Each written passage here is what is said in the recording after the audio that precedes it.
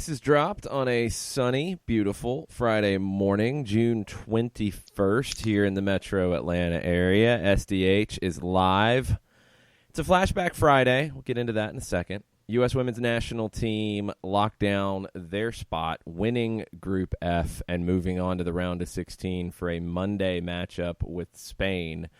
We'll get into the Women's World Cup group stage finales. Not as much craziness when it came to VAR and such yesterday. There was one in the U.S. match that we'll talk about a bit.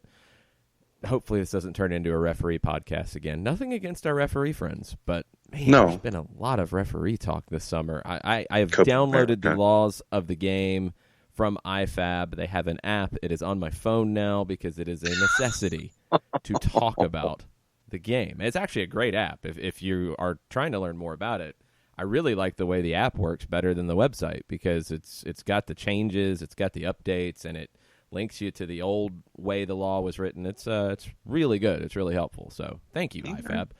Hopefully you won't be as necessary as we get some of these laws of the game and VAR and all these things sorted out a little bit. We'll talk U.S. women because that's a big story this morning as they get ready for the knockout stage. And the rest of the tournament gets ready for the knockout stage starting tomorrow. We'll talk to U.S. men as well. They have their next Gold Cup match tomorrow night against Trinidad and Tobago at 8 o'clock. A little bit more of a test than Guyana in the first match. MLS is back this weekend, and Atlanta United fans will be looking at Toronto because that is Atlanta's next opponent on Wednesday. Toronto plays on Saturday against FC Dallas in Dallas. They're going to be missing Jonathan Osorio. They're going to be missing Josie Altidore. They're going to be missing Michael Bradley, among others. It's a large group that Toronto will not have during this Gold Cup break. And we've talked about Atlanta's crowded schedule. Everybody's going to be dealing with a crowded schedule over the next month, 6 weeks. It's getting hectic. It's getting real. And I think the teams with depth, it's going to show a lot over this next period of time. There's also some moves that are starting to percolate in the transfer window, and we'll talk about that. Philadelphia Union have a new forward, and there's rumors about more things going on around the league. So lots of things on a Friday to get into. The Friday flashback question of the day is, what's your favorite soccer gear that you've worn? Stuff that you've specifically worn. Is it a kit from a team you played on? Is it your favorite boots? Is it your favorite casual gear? Is it, a warm-up jacket? What is it? I posted it on my Twitter, like my time frame. It was the checkerboard Umbro shorts, the sublimated checkerboard Umbro stuff, because that was everywhere when I was playing in high school and before. My favorite boots, and that's what sparked this whole conversation. We started talking about it because Italy's trainer on the field comes out to deal with an injured player in a, I'm assuming it was an Armani suit. It was a very, very nice suit. Stylish. And Puma Kings, which that's a look. That's a real look right there. Puma Kings are stylish. But that was strong, though. But not normally with Armani suits. That's a little much. But we started talking about our favorite boots, and Puma Kings are on that list. I love Puma Kings. Obviously, Diego Maradona wore Puma Kings, so I'm going to like Puma Kings. But mine were the Nike T90 lasers that came out, I want to say in the 2005, 2006 time frame. Yellow is the ones that I preferred. They had some different colors. The yellow ones were my favorite. I liked to fool myself from time to time that I could wear yellow boots and pull it off. And maybe for a very short period of time I could. Those were my favorite boots that I ever wore. So comfortable. A great pair of boots. What were yours? And what were your other types of things that you like to wear? We'll share more as we go. But tweet those at us at Soccer Down Here. Let's talk U.S. women, John. 2-0 win. You get an early goal. You get a second goal that has a little bit of controversy to it. Solid. I think some fans have said it's dominating. I didn't get that sense. No, I didn't get that. A lot of people did. And maybe I'm missing it. Maybe I'm just a little worried. I've talked about this probably all of 2019. I'm a little concerned against top competition, how this team's going to look. The early goal really helped here off of a corner. I have no idea how Sweden lets that get all the way through into the 6. Lindsey Horan smashes it home, and you get the early lead. I don't know. Against a Sweden team that made 7 changes, I expected a little bit more here. And there was the post-game comments about, I'm paraphrasing, the idea of being second in the group, thinking you've got a better path, all that kind of stuff. No, the U.S. Okay, let's be clear. Sweden, some people said that. Yeah, yes. About Sweden. Yes. No, they don't. That's dumb. Here's your things. The U.S. as first place in the group. They play Spain. Then the winner plays the winner of France and Brazil, which is what we had mapped out. Yeah, that's a brutal path. The other side, second place team in the group, they play Canada. And then the winner of that likely plays Germany. Yeah, that's a brutal path. It doesn't matter. It's bad either way. Canada, I think, is a little bit tougher opponent than Spain. I think for the U.S. specifically, Canada's a tougher opponent than Spain because of the rivalry aspect of it. On neutral ground and with just Team X against Canada or Spain, fairly even. I think Canada's a little more dangerous going forward, but their mindset is to defend. Spain is much better in possession, and they're going to be able to keep the ball from you, but they don't really have the firepower up top that they need to take that jump. But both are tough challenges, so I don't think either path is enticing. No. For me, I think that when you get a goal on the board that early on, then obviously you're having to put your thinking cap on and figure out, okay, how are we going to combat being down a goal? 7 changes on a side, to me, that plays into it too. I'm of the 50% that thought Carly Lloyd was offside, and I'm seeing opinions on that all the way across the board. And can we call him friend of the show, El Presidente? Sure. Okay. Considering that he's the a two friend of you, the game, so yes. I mean, he's El Presidente. Okay, so friend of the game, El Presidente said, if they couldn't figure out that was offside, he doesn't know. He kind of just threw his hands up after it and was like, okay, well then I don't know what's going to be called offside anymore.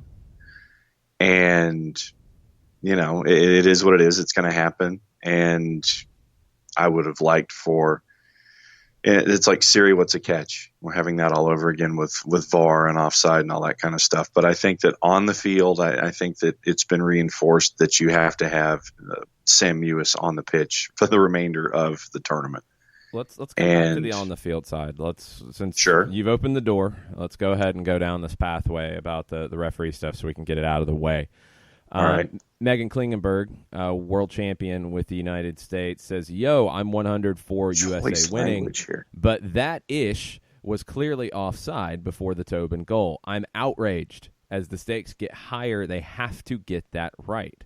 How is the defender supposed to let that go? Clearly, Carly affected the play and forced the defense to make a play on the ball. Now, Christina Unkel on the Fox broadcast, the rules analyst, who I think has been really good throughout the tournament in breaking things down. And look, she got this one right, according to the way it was called. She said they're going to let this go, but she cited that it was like the Sam Kerr goal, or the Sam Kerr offside, the own goal in the Brazil-Australia game. And I didn't think it was. I think very loosely there are similarities, but Kerr did not make a move towards the defender who played the ball. Lloyd did. And yes, she was behind her, but she was moving towards the ball and towards the defender who played it. That's why I thought it would have been offside. If this is the bar, then it has to be called this way the rest of the tournament, because in my opinion, that's expanded now. The Kerr situation was one that I didn't like the way the call felt, but I can understand it based off the letter of the law because Kerr was nowhere near the player who played the ball. She wasn't making a movement towards the player who played the ball. Yes, and as Klingenberg says, the defender does have to make a decision about letting that go or playing it because Kerr is there. And if she had let it go and it had come to Kerr or come to that defender that Kerr was with, then I think the offside call would have been made. But that's really tough for that defender in that situation to make. I didn't like the feel of it, but I understood the mechanics of the call. This one, I don't like the feel of it, and I don't really get the mechanics of it because now I think you've set a different type of standard. And if it's called this way in the rest of the tournament, fine. If it's consistent, fine. I don't like it, though, and I don't think it is the intent of the law to have it called this way. It doesn't feel like that because that cross is being played in for Carly Lloyd. Lloyd makes a move towards the defender who plays the ball, and that, to me, feels like she is involved in the play. And I mean, I don't know. I don't know what's supposed to happen there. And going back to Jessica Sharman's thoughts on the matter, regarding Heath's goal given OG, if Lloyd is not there and my defender chooses to one-time clear that ball, I am furious, all caps. Yeah, and the defender would. I said that I think got a little misconstrued on Twitter. If there's no player there, absolutely. Yeah, I want my defender to settle that. 100%. But Lloyd is there, and she's in an offside position. So that's what affected the play. Yeah, and I know that the two of you went and discussed the U.S. match over at the World Cup date. Jessica finished her thought. The defender would have time to settle and clear the ball convincingly. No Sunday league clearance. Lloyd is active. Thanks for coming to my TED Talk. Yeah, I mean, here's the definition. Just to get into the thick of it with the laws of the game on this one. And, you know, a player in an offside position, and she was in an offside position because there's a difference between being in an offside position and committing an offside offense. She's obviously in an offside position. There's no arguing that part. So a player in an offside position at the moment the ball is played or touched by a teammate is only penalized on becoming involved in active play by interfering with play by playing or touching a ball passed or touched by a teammate. Nope. Interfering with an opponent by preventing an opponent from playing or being able to play the ball by clearly obstructing the opponent's line of vision. No. Challenging an opponent for the ball. Or clearly attempting to play a ball which is close when this action impacts on an opponent. Making an obvious action which clearly impacts on the ability of an opponent to play the ball. Ding. All three of those last four. I think all of them are potential reasons to call this offside. So, again, these things are fluid. You've seen it over the years where, yes, it's the laws of the game, but the way it's called is consistent or inconsistent in a tournament or in a league. There's a line here. You know where it is. You know what's going to be called. You know what's not going to be called. You know if you're a goalkeeper, you can come off the line because referees are never going to call you for coming off the line on a penalty until now. This feels like a step beyond where I thought the line was, but we'll see.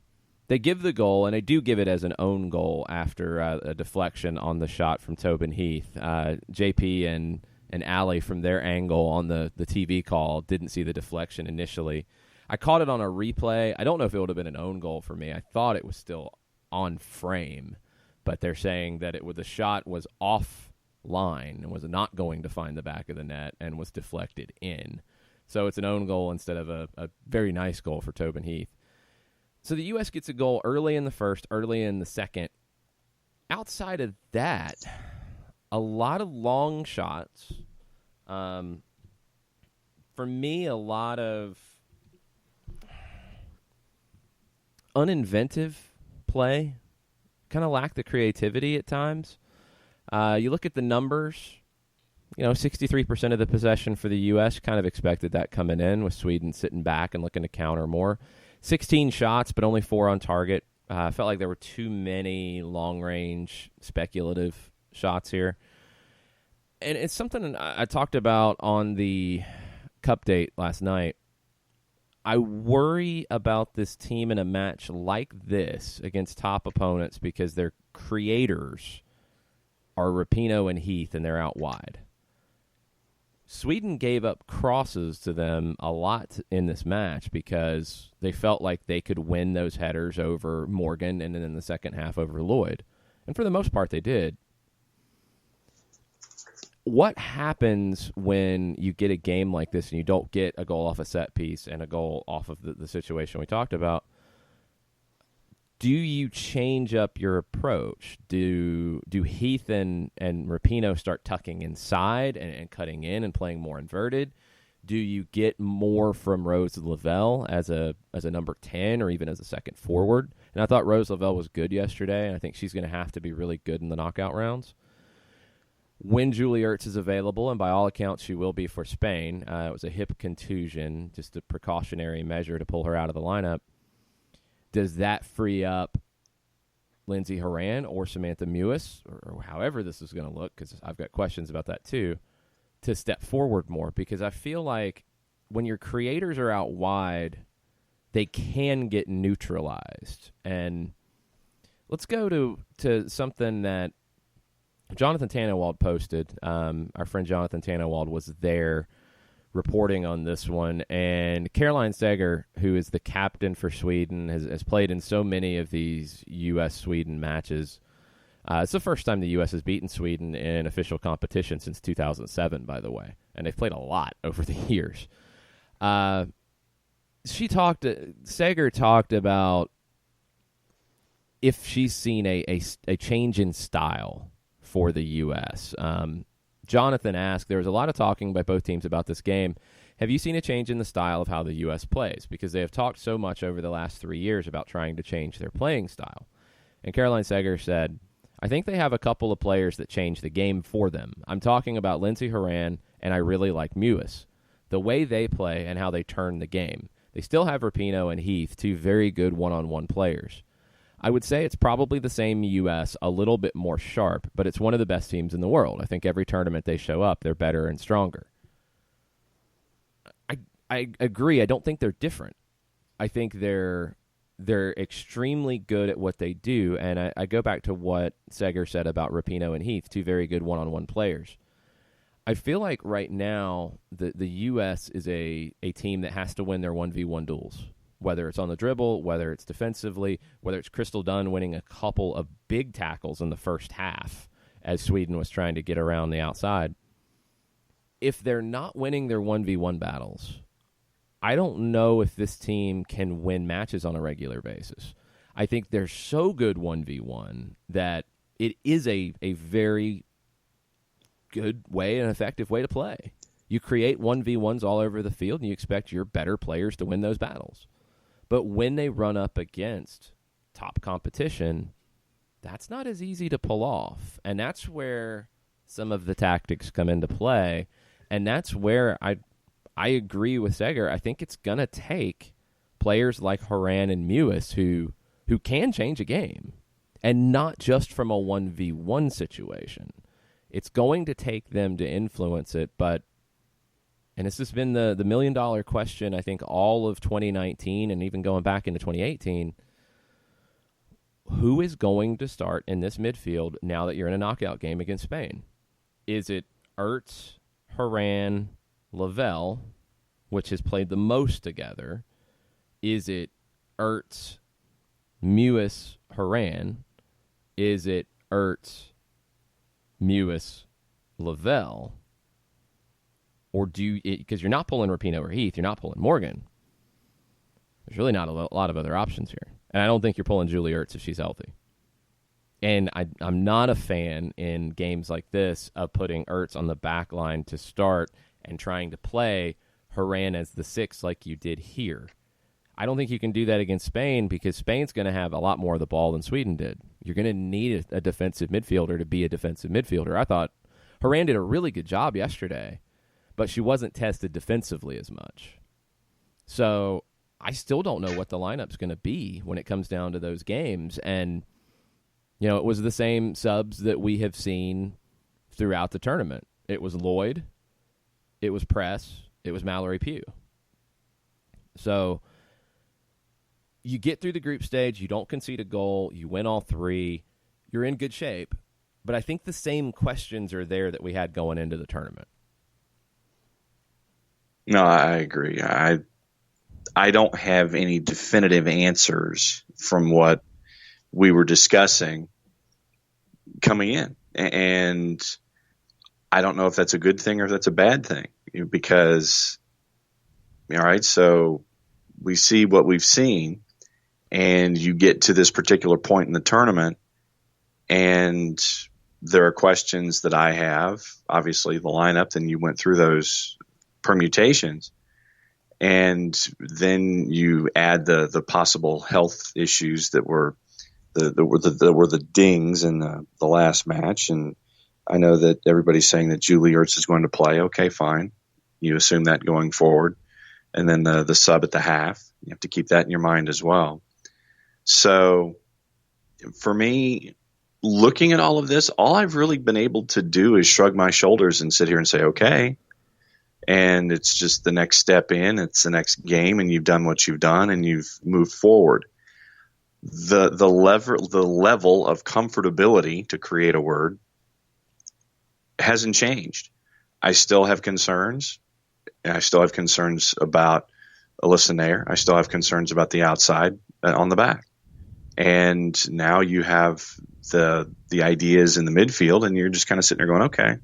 So I'm still at nothing earth-shattering has changed my opinion about what I think about the U.S. team right now. And I don't think it's going to change heading into the match on the weekend. I think you need to be a little fair. Nair was good yesterday. Had a couple things to deal with. On crosses, I still worry a little bit, but shot stopping, I don't. Outside backs, Kelly O'Hara looks good. Under not really any problems with her coming back from injuries. She's been very good in this tournament. And Crystal Dunn, she's able to make up for, I think, not being a natural left back, because she's just a great soccer player. And the two tackles she made in the first half yesterday are completely lost in the stream of everything that happened, but they were critical, because if she doesn't win those tackles, you're talking about Sweden getting around down their right side and probably putting in a dangerous cross, and then we don't know what would have happened. So I'm not as worried about the outside backs. I'm not as worried about Nair at the moment. I'm more worried about the lineup choices in the middle, and I'm especially worried about top defenses shutting the U.S. down in terms of chance creation because of the way they're structured. It's when that happens, it's going to take the midfield to change it. And as good as Rose Lavelle has been in this tournament, and I thought coming in that it would be Mewis and Lavelle is what I would settle on as what I wanted in front of Julie Ertz, but Lindsey Horan has come back from the injury that slowed her down a little bit coming in, and as good as Lavelle has been, Horan and Mewis, in my opinion, are essential. And it's the two of them in front of Julie Ertz that I don't think they're going to get the headlines, but I think they're the two, and that three, that midfield three, that's what can win the World Cup for the U.S., and that's what will get them through the tough moments. So we will see Monday against Spain in the round of 16. We'll talk more about the Women's World Cup as we go this morning. We'll start to look ahead to all of the round of 16 matches that start tomorrow. 2 African nations get to the round of 16 for the first time in one tournament, and 2 South American nations were extremely close to getting there for the first time, but didn't quite do it. Chile with a penalty off the bar late that would have put them in. Argentina barely misses out, and we talked a lot about that the other day. So great stories across the board in this tournament, and as good as it's been with ratings and everything else going on, It's about to get a whole lot better with the knockout round starting up. So we'll be talking about that a little bit later. We're going to preview MLS. We're going to get into the Friday flashback, all kinds of stuff as we go this morning. We're going to take a quick break, though. We'll be right back after this. Looking for future leaders we can trust and believe in? Look no further than the high school student athletes right here in Georgia. High school sports teach young people how to be effective leaders. It begins by making their grades and being on time for practice. It includes learning to listen, following directions, accepting responsibility, being a good role model. And it's about respect for officials, opponents, the rules, and each other. The result? It transcends sports. It gives us hope for the future. High school sports. There's so much more than just a game. This message presented by the Georgia High School Association and the Georgia Athletic Directors Association.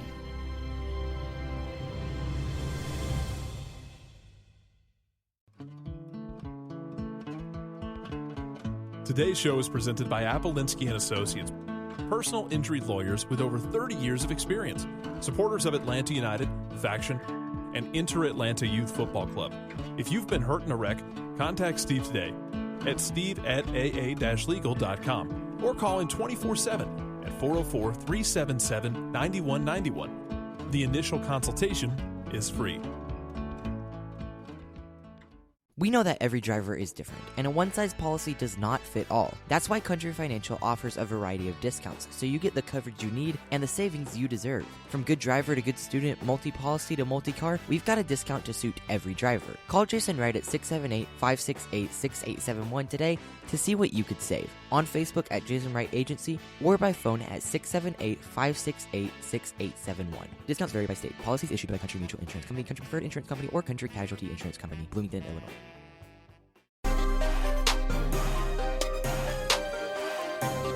Welcome back. Soccer Down here, June 21st. It's a Friday flashback edition. Your favorite soccer gear, whether it's boots, whether it's flats, whether it's kits, whether it's warm-up jackets, whatever is your favorite gear that you wore, not just your favorite that you've seen, but your favorite that you've had, something that's meaningful to you. My favorite boots were the Nike T90 Lasers that are, I think they just did like a re-release of them in the last couple of years, so I was pretty excited to see that. Trying to think of another category for me. So are you getting them? No, I don't play anymore, John. I'm retired. Why would I go get soccer boots? Wear them. Just kind of wear them and Where am I can going wear to them wear around. boots, John?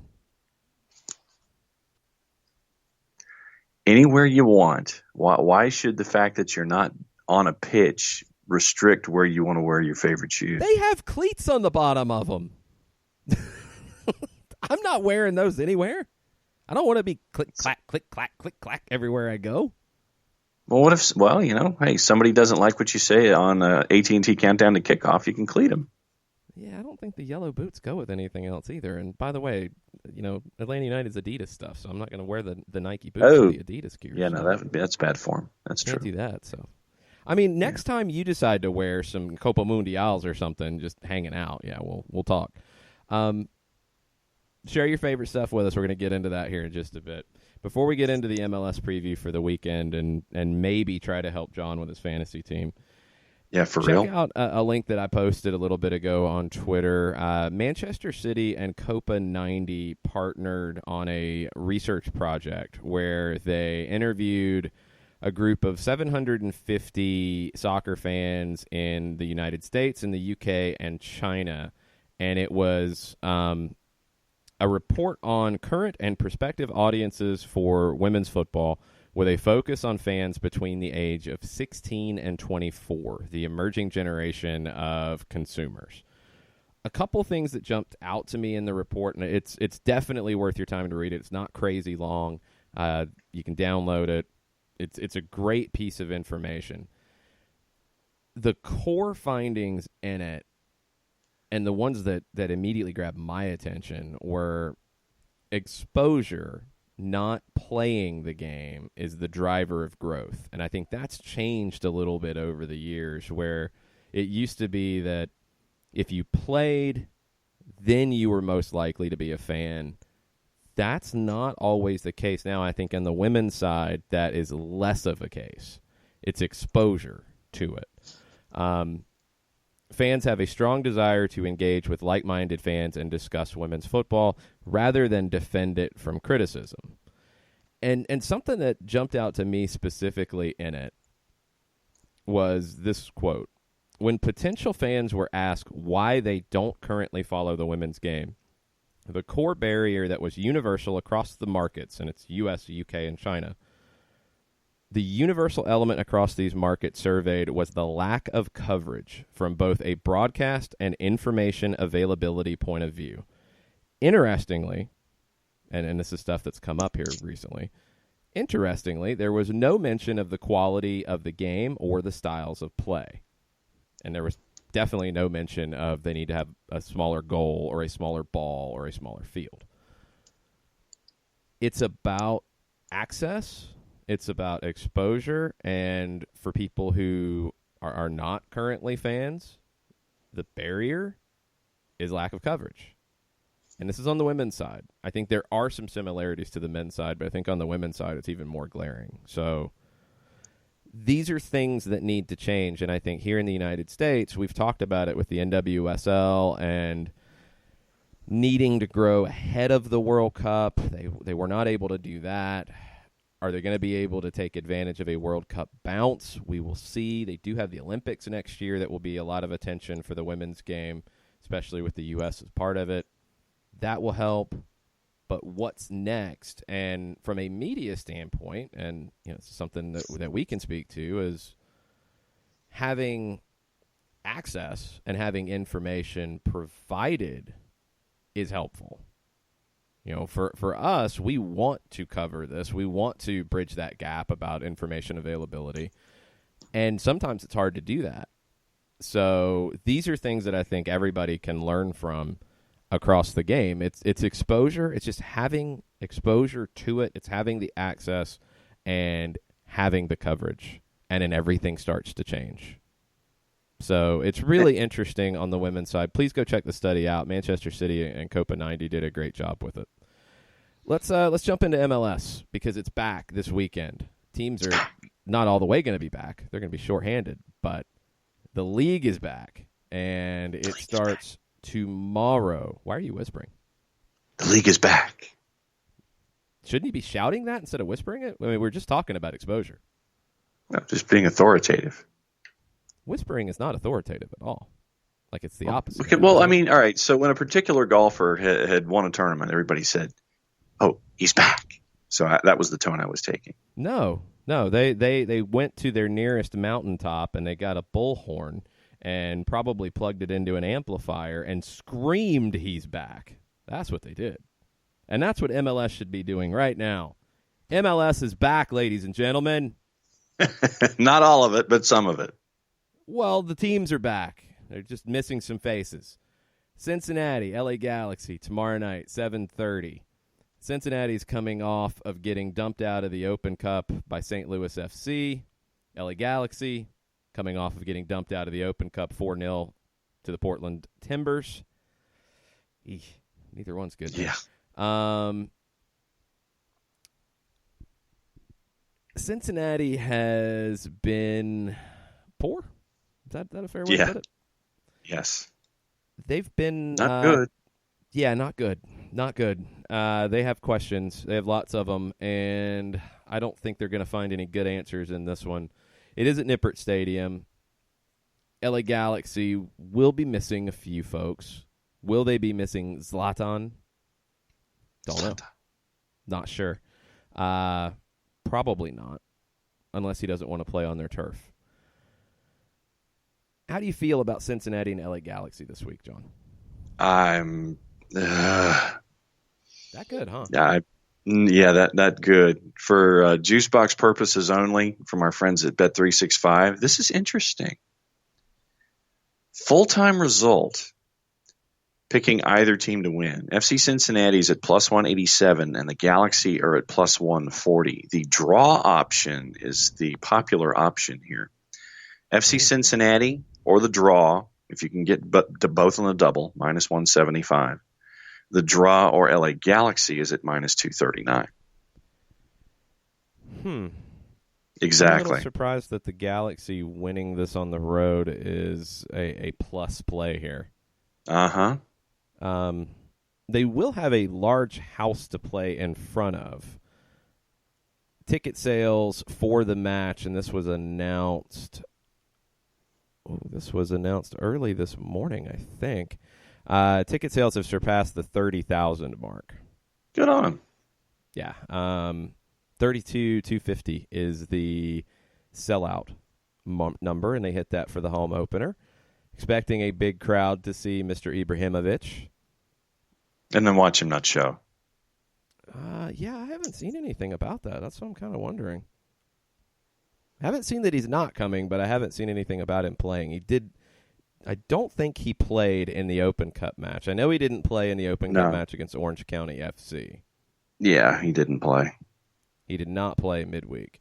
So we'll see if he plays on the weekend in Cincinnati. I mean, I feel like it's an LA Galaxy win, an ugly one, but a 2-1. I think it's just kind of a sloppy game. Yeah. Not much to be excited about in this one. Jonathan Dos Santos will not be there, is what you're saying. No, he will not. And Tuna won't be there either, so don't put him on your fantasy team. Okay. 8 o'clock, FC Dallas, Toronto FC. Again, Atlanta United fans will be keeping an eye on this one. Toronto 5-6-4, FC Dallas 6-6-4. Dallas, victims of the cup set by New Mexico United 2-1 on Wednesday night. Toronto, they haven't played in a couple of weeks now. They had a 2-2 draw against Sporting Kansas City at BMO Field. I don't know the schedule for the Canadian Championship. I know some of the early rounds with Canadian Premier League teams have been going on, but I don't know the schedule for when Toronto and Montreal and Vancouver join into that. Toronto has really struggled as of late. Really, really struggled as of late. And interesting fact here that I did not know until I just saw this. Toronto has never beaten Dallas. Never, ever. Okay. Dallas, 7 wins and then 2 draws. Toronto, no wins and 9 goals in 9 matches. This may explain this. For Juicebox purposes only, FC Dallas full-time result, minus 118. It's at Dallas. I mean, why would that be a surprise? Toronto FC plus 280. Yeah, I 100% agree with the Juicebox purveyors. I mean, Dallas is 6-6-4. They're at home. Toronto's 5-6-4. And I mean, let's pull up the numbers. What, a plus 280 margin? Have you watched Toronto lately? Have you watched them since the first month of the season? Let's go through it, shall we? Bordering on 2-week-old-ish on the side of the road, I know. No, they're past that. Let's go through this. So let's go through from March 30, where Toronto was 3-1-1. March 30th. They're a title contender. Everybody's excited. Starting with April 6th. Draw, loss, win, loss, win. Then everything falls apart. Loss, loss, draw, loss, loss, draw, draw. It's smelly. And they're going on the road. Where on the road, they've won twice. They won in Philadelphia on opening day. Philadelphia's a little different now. They won in Orlando. That was at the beginning of the weird run of games where then everybody started rotating players for no reason yet. Yeah. But they've lost in Seattle. They've lost in Atlanta. They've lost 3-0 at Real Salt Lake. They got the 1-1 draw with a late goal against Vancouver. Yeah, I think those numbers are 100% accurate. It's not 2017 anymore. No. And if you can get the draw option for Toronto, it gets to minus 120. You're missing Altidore, Bradley, Osorio, Ashton Morgan. Noble Okello. 5 players between the U.S. and Canadian teams at the Gold Cup. You're relying on Pozuelo. You're relying on Marky Delgado. That's about it. Mm-hmm. Jordan Hamilton, you need him to step up big. Yeah, I think Dallas is the clear favorite in this one. All right, so what's your next match? All right. Saturday, 8 o'clock, Chicago hosting Real Salt Lake. This is an interesting match. I'm intrigued by this one. Both teams out of the Open Cup. Both teams have been out of the Open Cup since last week. Chicago lost in St. Louis. Real Salt Lake lost at home to LAFC. This one, you're not missing as many players for each team, and that's what's intriguing about it. Not quite full strength. I mean, there are some missing pieces, but it's not quite as bad as it has been. It's been a pretty even series over the years. What do our Juicebox purveyors say about Chicago and Real Salt Lake? Our Juicebox purveyors at Bet365 have full-time result Chicago minus 188, Real Salt Lake at plus 500 to win, and the draw option with Real Salt Lake at plus 160. Wait a minute. Real Salt Lake is plus 500 to win outright? Yep. Wow. That's a weird number. Very. Is that the largest number we've seen since we started talking about these juice boxes? I think so. Just as one team or the other winning outright, I think that is the largest number that we've seen, short of perhaps discussing an FC Cincinnati match. I mean, this match doesn't feel like... It doesn't feel like a plus 500, no. No, it doesn't. I mean, you're talking about Real Salt Lake 6-8-1, Chicago 4-6-6. You look at recent form, Salt Lake lost 2 going into the break, and then they lost their Open Cup match. Chicago lost 2 of 4. They had a couple draws, one with NYC and one with DC. It feels even to me. Well, and that's why some contests give you the draw option, and that's why I included the draw option being plus 160 for Real Salt Lake with that plus 500 winning outright. Wow. Chicago 4-1-3 at home. Real Salt Lake 2-6-1 on the road. I mean, Chicago's a favorite here because they're at home, but I don't think by much. You don't think they're a minus 188? You're thinking more along the lines of a 120? Yeah, I think it's a little more of a toss-up. And, you know, if you had a bunch of juice boxes lying around, this would feel like a nice lottery ticket to play. I mean, it's Real Salt Lake at that big of a number. That's crazy. I could easily see them winning this. I think individually, Real Salt Lake has a lot of talent to compete with Chicago, but that's a surprising one. Gwen, I don't need your advice on juice boxes right now. Or was she agreeing with you that it was too large a number? No, she's trying to talk about juice boxes, and she doesn't need to make juice box things. No, Gwen. All right. 10 o'clock, Vancouver, Colorado. While I'm intrigued by Chicago and Real Salt Lake, Vancouver and Colorado is maybe not one of the most exciting matches to talk about. No? No, it's not. Even though the Connor Casey effect is absolutely real. They were knocked out of the Open Cup by New Mexico because New Mexico's wrecking shop on everybody. Vancouver has not played in the Canadian Championship as of yet.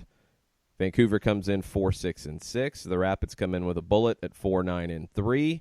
Colorado have won 4 of their last 5 league matches, including a 1-0 win over Minnesota in their last regular season match on June 8th. They played earlier this year. Vancouver won in Colorado 3-2 on May 3rd. That was in the dark ages for the Colorado Rapids. In the new Connor Casey era, what are the juice boxes saying? Juice boxes are somewhat torn on this one, sir. Yeah, it's a tricky one.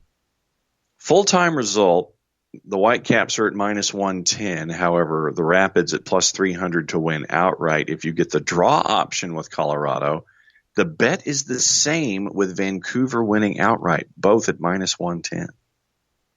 Okay. So I'm assuming, because these juice boxes are kind of strange sometimes. I'm assuming that the draw is a heavy number here, a heavy option. Yes, that's the the draw is the outcome. heavy option. Yes. Okay. Again, Colorado, 4 out of their last 5 wins. That's compelling. Vancouver, in their last 6, 2-1-3. I wouldn't be shocked to see Colorado get a win here.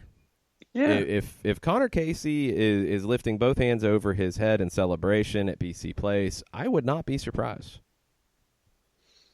No, I'm all for a hashtag Connor Casey effect, and that's why in this discussion there is that one particular competition that can be had where they will sometimes give you a draw option for a road team or an underdog, and that's why I include it in this discussion. Well, no, I understand that, but I mean, don't mix it up from the fact that Colorado is a heavy underdog to win on the road here, and that's an outcome I could see happening for sure. I mean, Kai Kamara is a goal scorer in this league. Kai Kamara is on a revenge tour going back to Vancouver to face the Whitecaps. And Vancouver, outside of Freddie Montero, doesn't have anybody who scored more than 2 goals a season. I can see a draw, absolutely. But I could see a Colorado win here, too. I'm kind of leaning to the Connor Casey effect being strong again. Yes. Oh, sidebar. The Canadian Championship, Montreal and Vancouver appear in round 3, which starts July 10th. Okay. So they'll appear at the same stage as the U.S. Open Cup quarterfinals. And your reigning champion in Canada does not have to show up until the semifinals in August. Well, I mean, that's somewhat understandable. It will be cool when the Canadian Premier League continues to grow and you get them in a little bit sooner than that. But all good. So it's good that it's on the same rough schedule as the U.S. Open Cup. I was a little concerned about that when I hadn't seen it pop up yet. Late night match on Saturday, Portland and Houston. This could be a fun one. Portland 4-7-2, although remember they haven't been home for very long here. And Houston 7-3-3, but remember Houston on the road, that has been their Achilles heel over the years. This appears to be a fun game, but Portland is far more at full strength than Houston. Portland should get the win here. Minus 143 for Portland to win outright. Houston at plus 350. If you can get the draw option with Houston, it goes to plus 120. And if you have a total of 2.5, the over is at minus 167. A total of 2.5. What goals? The over under in the match. If it was 2.5, if you can get it at 2.5, the over under total. The over is a minus 167 play. There you go. I was not quite sure the explanation on that one as you read it. Couple things about Houston. They have been losing at both halftime and full-time in their last 3 matches on the road. They've lost those 3 matches, obviously. And Portland at home, there really isn't much of a track record here. They played LAFC at home, and they lost that one. I think Portland is a clear favorite here, and Brian Fernandez will continue to go nuts because that's just what he's been doing since he came to the Timbers. Yep. If you can parlay your juice boxes, I would probably go with Portland to win outright and the over. Yeah, that's actually a pretty good juice box parlay. Sunday, Columbus Crew, Sporting Kansas City. It's a 5:30 kick from Mopfre Stadium in Ohio. Columbus 5-9-2, coming in off the loss to Atlanta in the Open Cup on Tuesday. Sporting 3-5-7, coming in after losing to Minnesota in the 4th round of the tournament 4-1. It's all down to Sporting's health, and I have not seen the match notes for this one yet to know who is available and who is not. I've read plenty of things about players starting to train and starting to do this and starting to do that. All that's wonderful. When do they get back on the field? Roger Espinoza's one of those guys. not having him so far has been just a mess for their midfield. They went out and they got Benny Feilhaber to try to stem the tide a little bit. Hasn't really helped too much as the injuries have been nuts for Kansas City. In league play, they were finding some results before the break. Only one loss in their last 5, only one win, 3 draws. Columbus has been dreadful, just pretty honestly dreadful. 4 losses in their last 6, 1 win. What are the juice boxes thinking?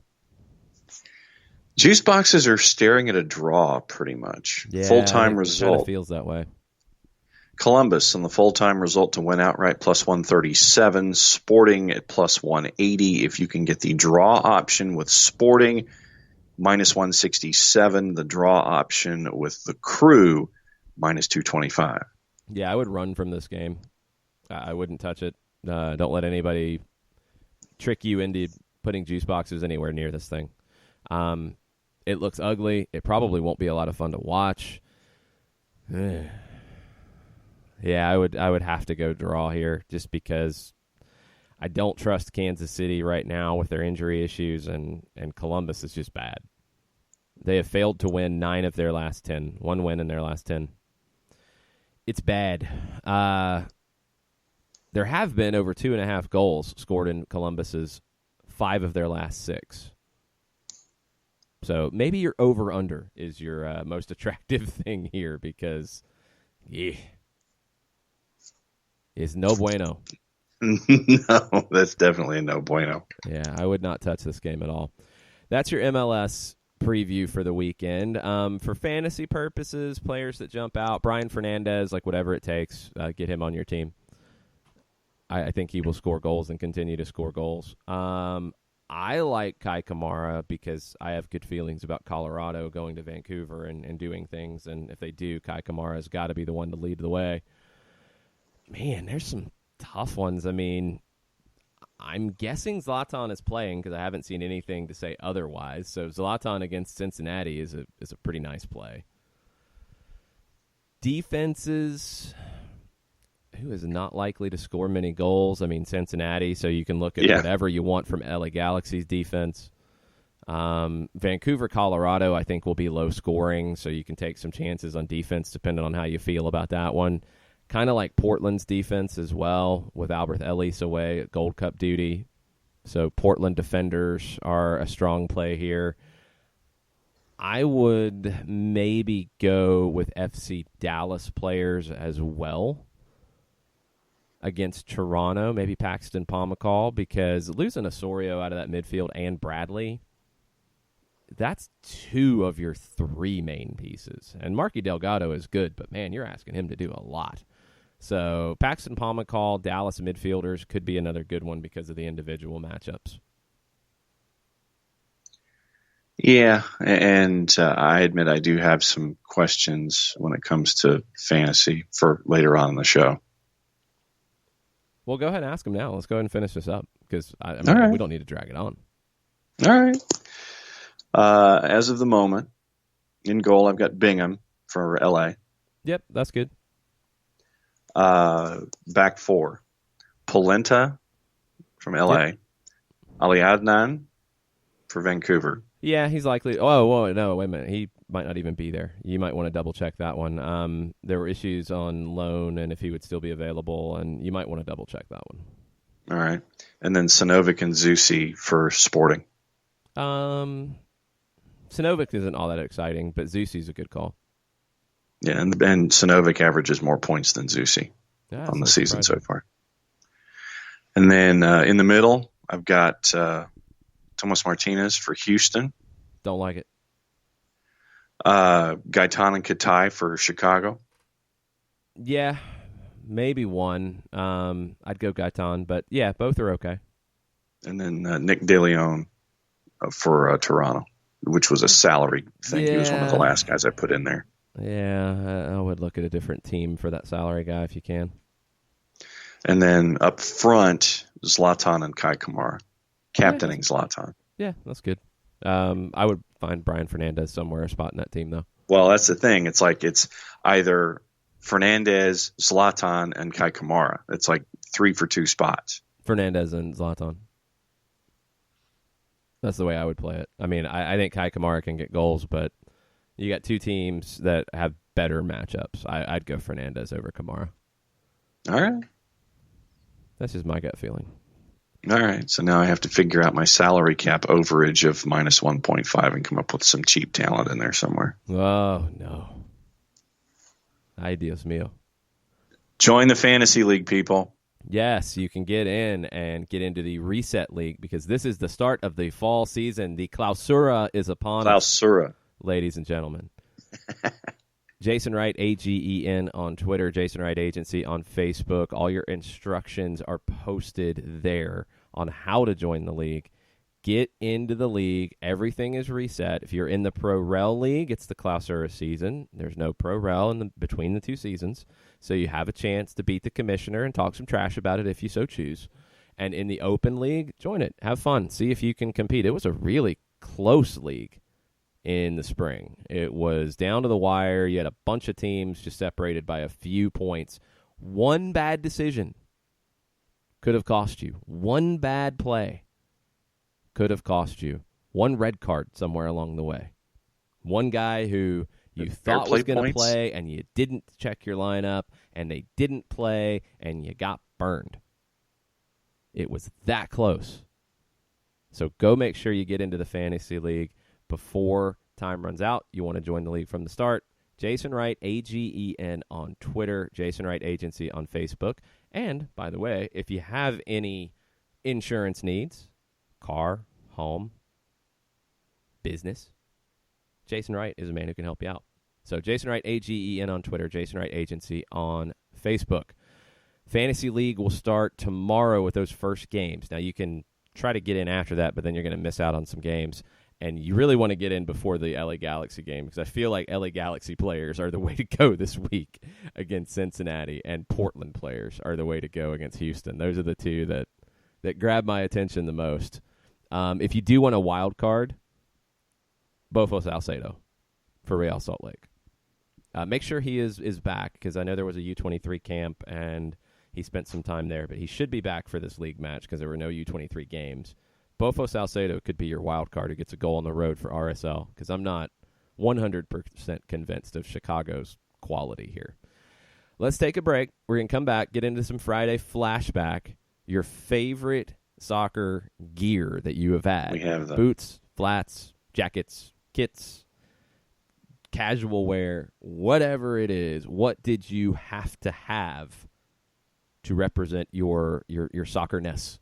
What was your favorite stuff? Share it with us on Twitter @SoccerDownHere. We'll be right back after this.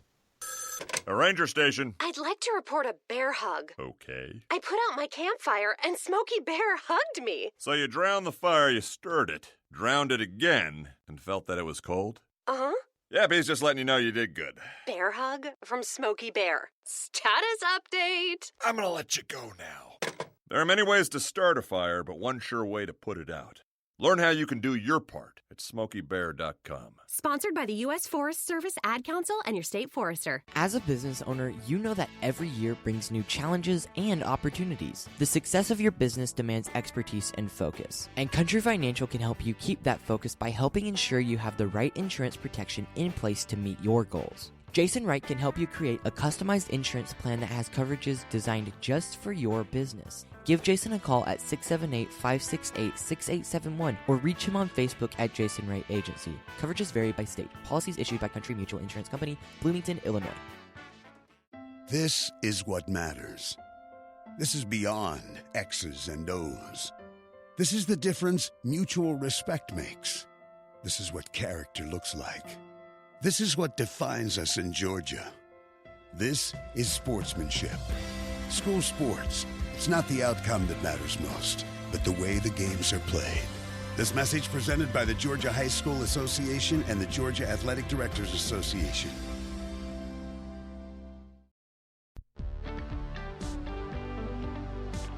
If you've been hurt in a car wreck, contact my friend Steve Apolensky of Apolensky & Associates.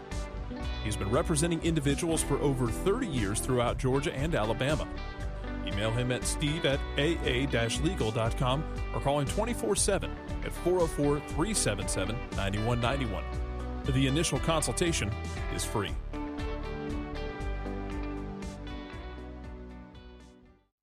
You're listening to Soccer Down Here daily on SDH Networks, a division of OSG Sports. Find us at Soccer Down Here on Facebook and Twitter. The time is now the top of the hour. Peep, y'all.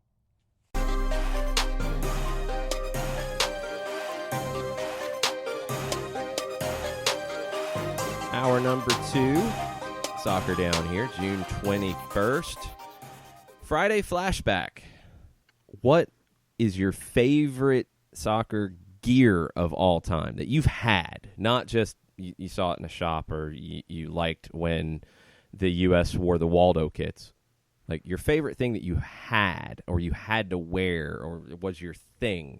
I mentioned the checkerboard Umbro shorts. There was another kind of Umbro shorts around that time too that was just the solid color with like a white strip at the bottom. Those were very common. We talked about flats and shoes to wear. John, for some reason, wants to wear boots just commonly because, I don't know. I would not do such a thing. My favorite flats, Gazelles were the thing, and that was what I wore in high school. I wasn't as big of a Samba Classic fan. A lot of people were. I don't think I ever had any Sambas. It was Gazelles for me, and the different colors of the Gazelles. That was what was cool about it. I had I don't even know what color it would have been called, but they were sort of like the blue parlay kits, like roughly that type of color, like a seafoam type of Gazelle color. That was pretty cool. I dug those a lot. I think my favorite pair of flats, though, was a pair of Nike flats. They were, when Ronaldinho did his first set of boots with Nike in the mid-2000s, they were amazing cleats, by the way. I didn't quite like the fit of them as much as the lasers, but they were an amazing set of cleats. The leather was really nice. But the flats that he did, or Nike did under his name at that time, they were white, but they had a lot of like black piping all over it. Those were really cool. I cannot find a picture of them. I was looking for it last night. Those were probably my favorite flats I ever had, like just a single pair. But stylistically, the Gazelles, yeah, you had to have Gazelles to be cool. To me, they were cooler than Samba Classics, and I know everybody's going to yell at me at that, but that's okay. I liked the Gazelles. Everybody at our high school seemed to wear Sambas, whether if they were walking to class or not.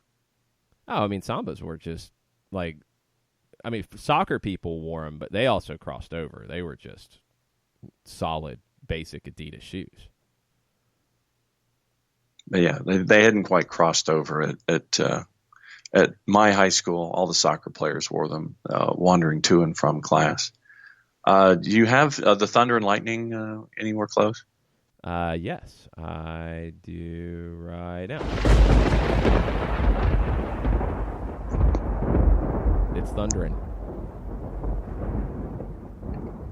Well, let me know when it quit thundering. It stopped thundering. Okay. From the IFAB. Oh, boy. Temporary dispensation. No cautions for goalkeeper encroachment during kicks from the penalty mark at the Women's World Cup. Yes. They have listened. They have listened to this show and how much we have complained about that. Thank you, IFAB. I will send you a box of chocolates. I thought you might enjoy that one. And admit that you screwed up, IFAB, because that was a stupid addition to the laws of the game. Queuing up the press release from same organization. Hold on, I have a crowd celebrating noise, and I'm playing. IFAB, you did right. We will not see a goalkeeper sent off during a shootout in the World Cup because IFAB came to their senses. Thank you. The main reasons for this temporary dispensation include, the presence of VARs acts as a far greater deterrent than the caution. Yes. The presence of VARs greatly increases the likelihood of any offense being detected, and as goalkeepers are likely to face a number of kicks during KFPM, there is a higher risk. Kicks from the penalty mark. kicks from penalty mark, there is a higher risk that a goalkeeper will be sent off for receiving a second caution if already cautioned in normal time or 2 cautions during the KFPM. Item 3. Unlike during normal time, when a sent-off goalkeeper can usually be, quote, replaced, end quote, by the team substituting an outfield player for a specialist reserve goalkeeper, substitutions are not allowed in KFPM, so an outfield player would have to become the goalkeeper. Both FIFA and the IFAB therefore believe that the requirement to caution an offending goalkeeper in KFPM matches with VARs is not necessary and risks unfairly distorting the KFPM if a goalkeeper is sent off. So saith the IFAB. So now, I want to make this clear, because one thing that they say, and I'm not sure if this was clear at the beginning of this sequence, this is only during penalties in a shootout. This does not apply to penalties during normal time. Understood? The IFAB fully supports goalkeepers being penalized for not conforming with the laws of the game and gaining an unfair advantage. However, for any kick from the penalty mark during the knockout stages of the ongoing FIFA Women's World Cup in 2019 in France, a temporary dispensation has been given to FIFA from the requirement to caution a goalkeeper who is penalized for an offense which results in a kick being retaken. Look, IFAB got this right, and the reason they did, they explained it the correct way as well here. They're not changing it during penalty kicks during normal time because you've already had goalkeepers get cautions for that. IFAB's calling you now to make sure that you get this right. IFAB is on the phone to John Nelson to make sure he gets this right. But you've already given yellows during the tournament, so you can't change that. It's only during the shootout because you haven't had a shootout yet. This is the right way to handle this right now, and then change the stupid law. You don't need it because of the presence of the video assistant referee. It's going to get retaken. You don't need the double penalty of a yellow and a retake.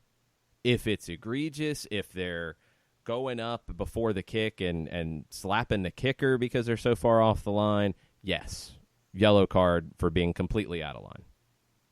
If they mistime it and they're barely off the line in a normal soccer playing motion to try to make a save, you don't need to give a yellow there. They're already being punished enough with the retake. This is only going to be during shootouts. That is something we will be stressing a lot.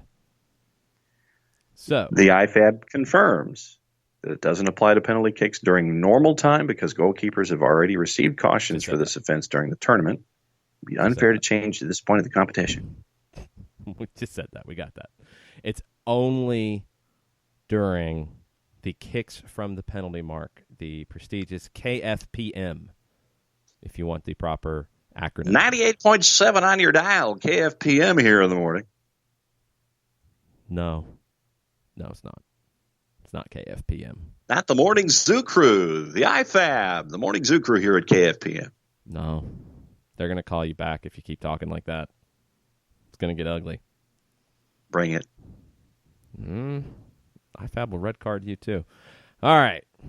IFAB does right. That is great news this morning. I'm very happy about this. All right. Let's move into our favorite gear. What do we have on the Twitters, John? Oh, goodness gracious. Jessica Sharman posted a photo from her soccer playing days, and I don't know who the actual team is, but it's one of her playing kits when she was goalkeepering, and she says she wishes she still had it, and the main sponsor is Concept Flooring Limited. Nice.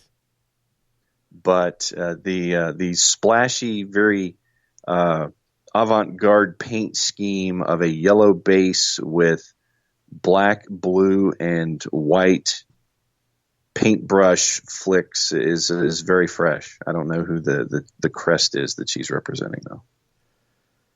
Very nice. The only team I played on that had a sponsor as a kid was at the Clayton County YMCA. We were sponsored by Georgia Southern University. We had the Georgia Southern Eagle head, and it looked like a soccer badge. Kind of. It was actually kind of a cool little logo with the Eagle head and Georgia Southern across the top, like around the circle, and University on the bottom. That was on our kits at the Clayton County YMCA. We felt very special. Daniel Price says his favorite piece of gear. Never been to a match before, was just getting into United, walked in, was awed and humbled by MBS. Sat down, we scored one goal against Orlando, and then again. It was a rush. I bought my first jersey and scarf before I walked out the door. It was an amazing start to a terrible addiction. I haven't been the same ever since. It was the first time I had been enveloped in fan culture. Now I have a collection, and I love it. Hashtag Flashback Friday. That's very cool. See, I mean, it's cool for some of us who have been around it for a long time, and we can have flashbacks to Umbro shorts. And it's also very cool that people are getting bitten by this now. And, you know, it's something Atlanta United related. That's their favorite bit of gear. So I love that. Eberhard Creative says, if you didn't have the satin/shiny Adidas Spezial shorts in the 90s, did you even go to soccer camp? Oh, which ones were the Spezials? I think I remember them because I think that was the style that we wore in high school. Let me double check. Oh, I'm getting like brand new versions of Adidas Specials. I think they were the ones that we wore in high school with one of our kits. And somebody actually had a really good point, and it relates to those shorts. Chris Hutchison said, shorts with the inseam length of a Speedo. It was at that weird time. I mean, I played high school in 95, and it was at that time when you were starting to get like baggy shorts in basketball. And you wanted to wear baggy shorts. Like, I mean, it was a lot better than wearing shorts with the inseam length of a Speedo. Soccer was a little slower to catch up, and at least in the United States it was. So we had these shorts. We wore, our high school kits were, one set was yellow jerseys that were the same Adidas style as the 1990 Cameroon jerseys. I loved that style of Adidas kit. So we had those in yellow, and we had navy blue Spezial shorts and white socks. And our other kit was a white shirt, yellow shorts, and yellow socks. Not quite New Mexico United, but along those lines. But the problem was the shorts were so short. I was never like Tito Villalba as a player. I did not want shorts that short.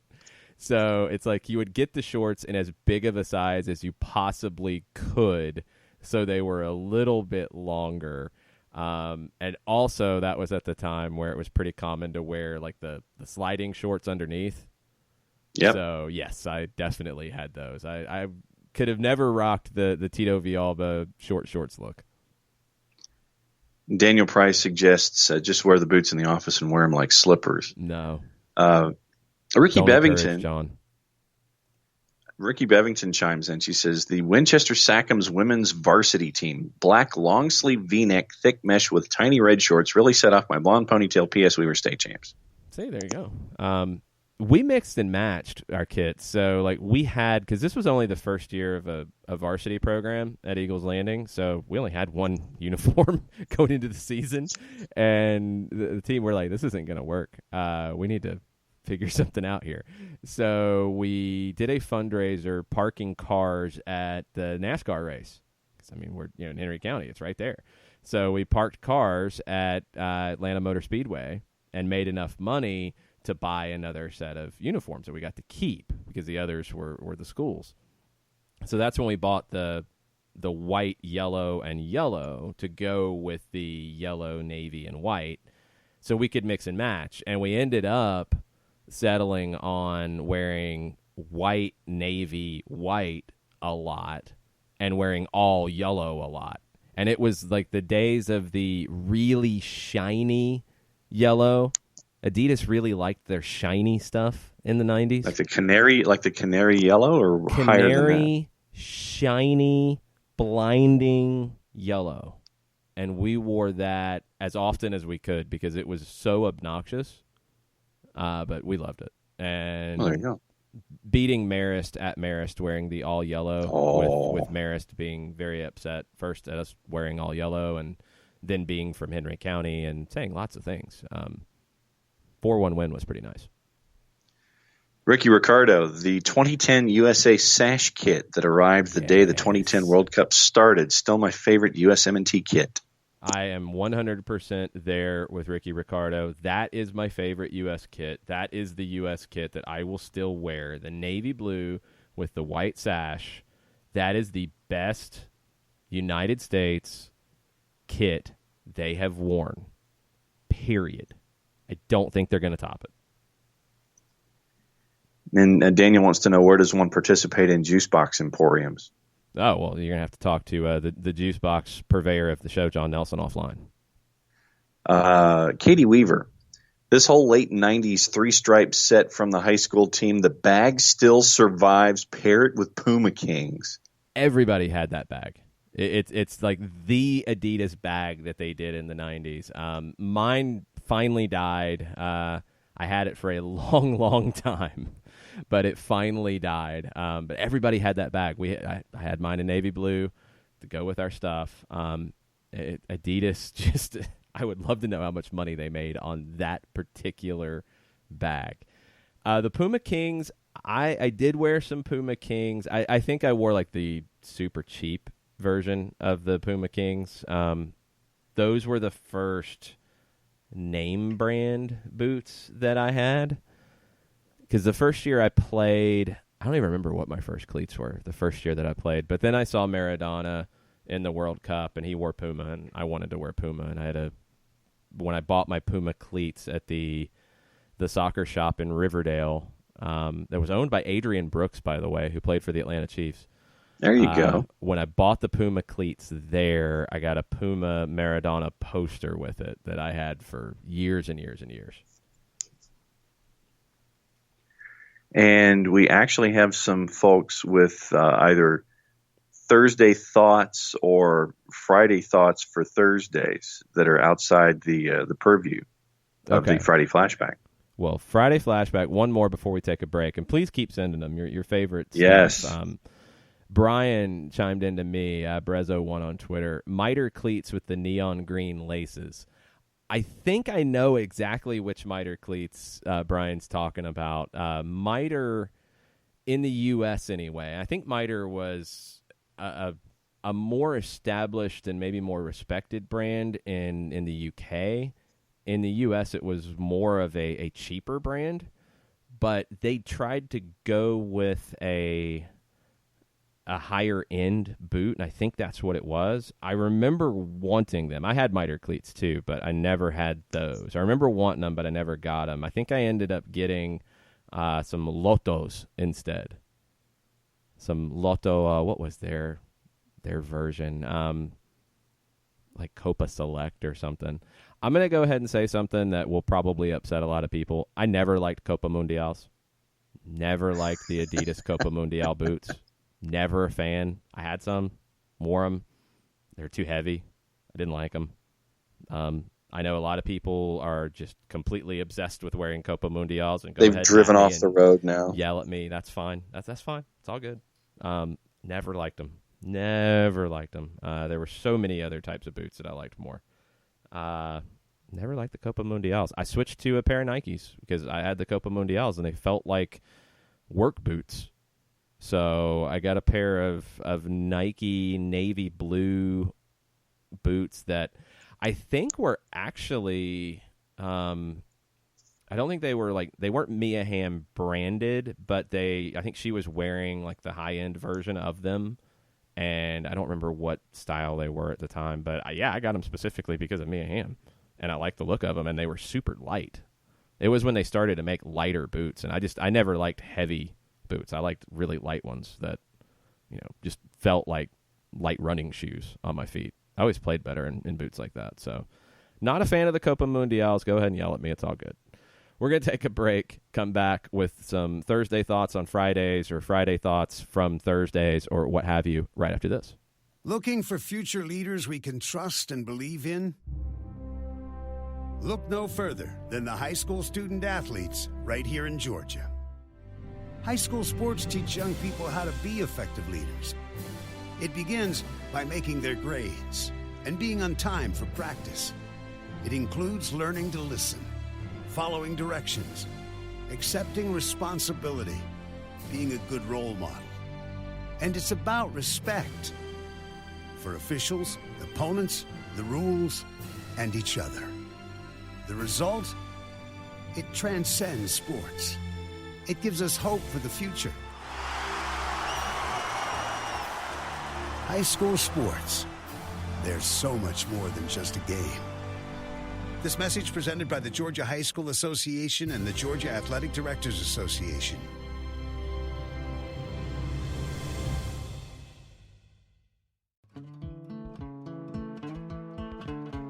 Today's show is presented by Apollinsky & Associates, personal injury lawyers with over 30 years of experience, supporters of Atlanta United, Faction, and Inter-Atlanta Youth Football Club. If you've been hurt in a wreck, contact Steve today at steve@aa-legal.com or call in 24/7 at 404-377-9191. The initial consultation is free. We know that every driver is different, and a one-size policy does not fit all. That's why Country Financial offers a variety of discounts, so you get the coverage you need and the savings you deserve. From good driver to good student, multi-policy to multi-car, we've got a discount to suit every driver. Call Jason Wright at 678-568-6871 today to see what you could save. On Facebook at Jason Wright Agency, or by phone at 678-568-6871. Discounts vary by state. Policies issued by Country Mutual Insurance Company, Country Preferred Insurance Company, or Country Casualty Insurance Company, Bloomington, Illinois.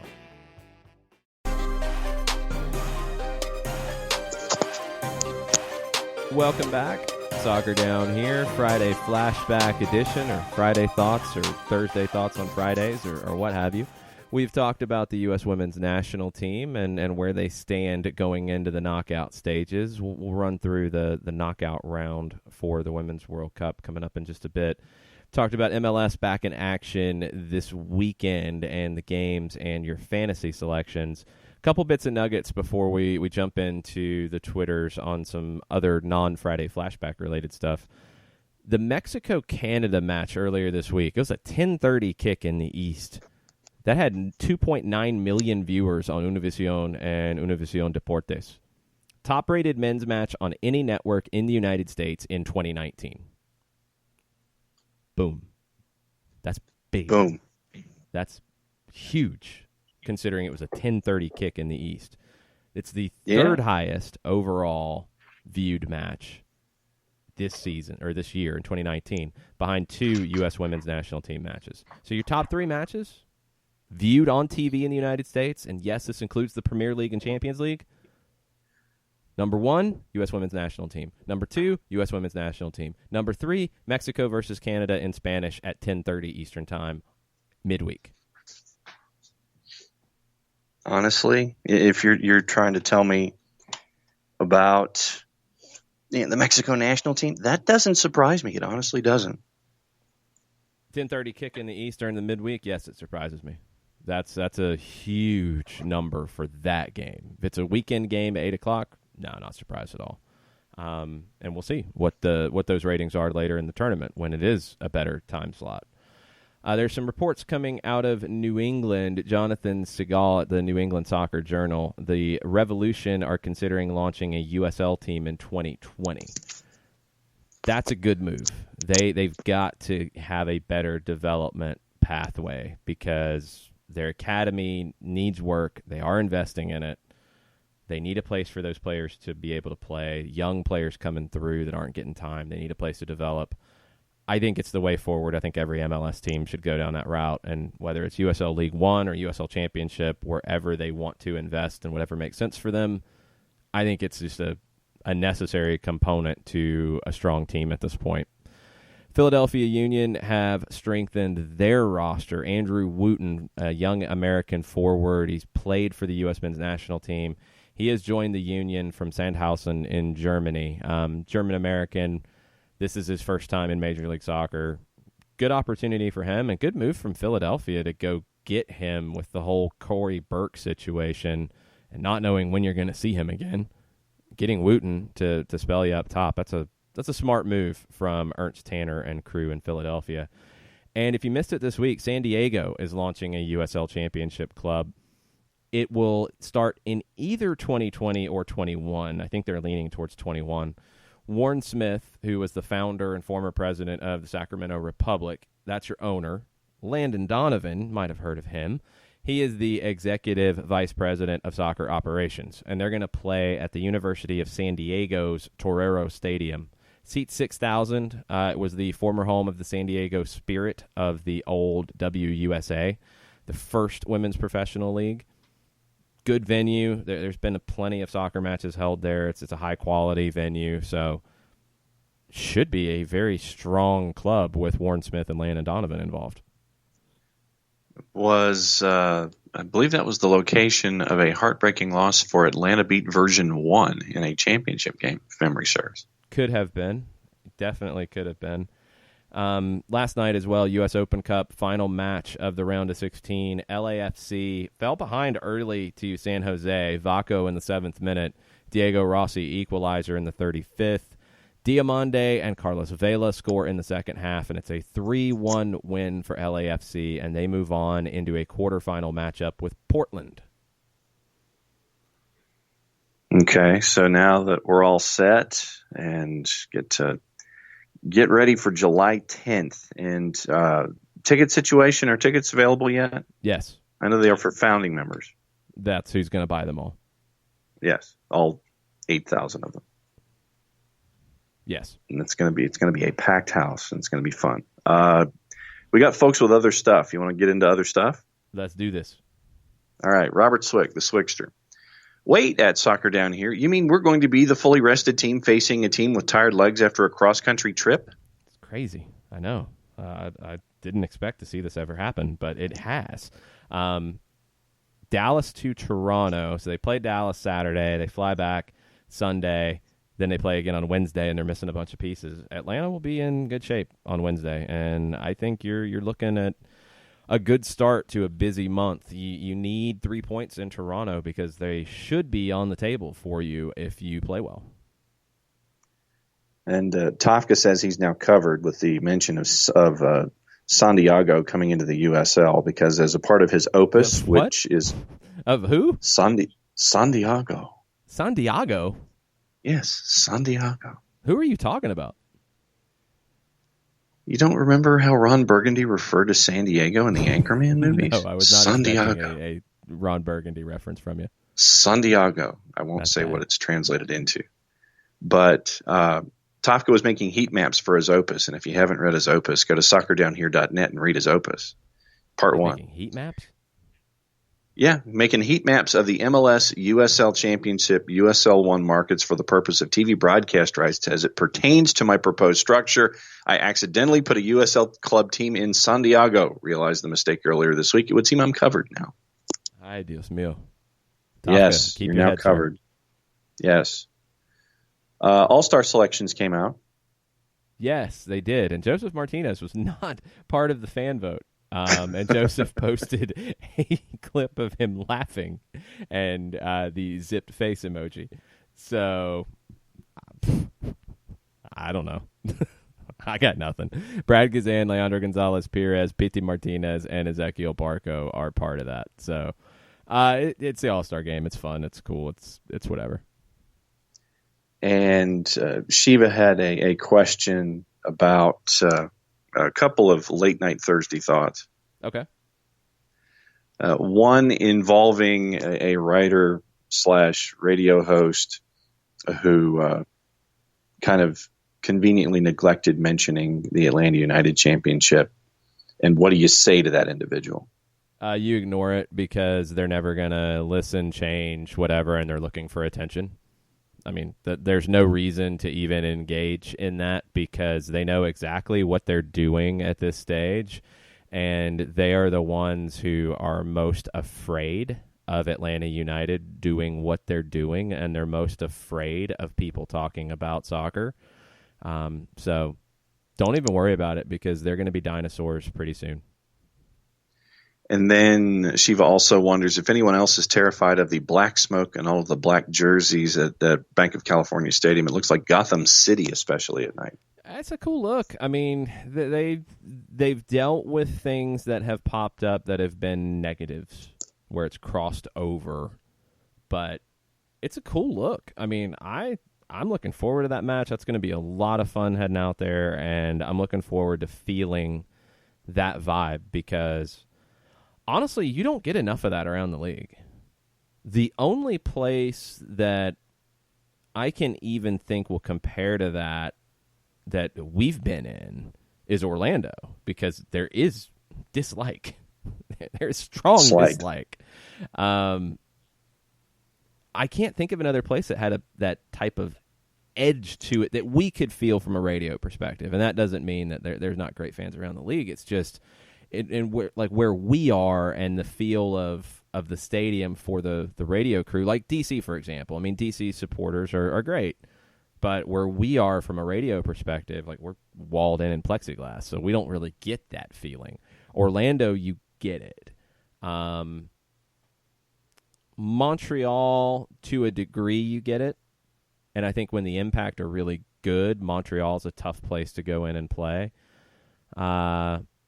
Red Bulls fans are super loud and intense. Their supporters are, and where we are from a radio perspective, we're kind of shaded to that side. So, like, volume-wise from that group is great. You don't get it from the full venue because they're not filling it. It's not packed. The Orlando games where we've been down there have been pretty crowded, so it's had just a different level to it for me. Trying to think of where else would be in the conversation. I can't really think of it. The Toronto game last year was weird just because of where they were at that point. I mean, they were eliminated.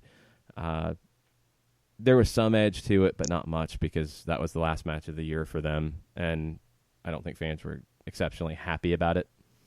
So, yeah, I'm looking forward to that. I'm looking forward to Portland. Those are going to have some unique feels to them in terms of calling a game and just how the match plays out. And Daniel has now set up his fantasy team, and he has no idea what he's doing. He hopes his team name lives up to its name. It's better than John's fantasy team. I hope that's the league. I hope that's the name of the team. There you go. I really do. John Roper. When I was in rec league, I had cleats that had a tongue that folded over the laces. They may have been miter, but my folks were pretty cheap. Oh, that was the thing there for a while. I think Copa's had the long tongue. A bunch of different boots had those long tongues. I hated those. That's the last thing I wanted. That was just dumb to me. The super long laces, too, that you'd have to decide, do I want to wrap them around the bottom of my foot or do I want to wrap them around my ankle? I hated those. Give me normal length laces and a short tongue, and I'm going to be happy with boots. I don't want the tongue getting in the way of where I'm going to strike the ball. Never liked that. Never got it.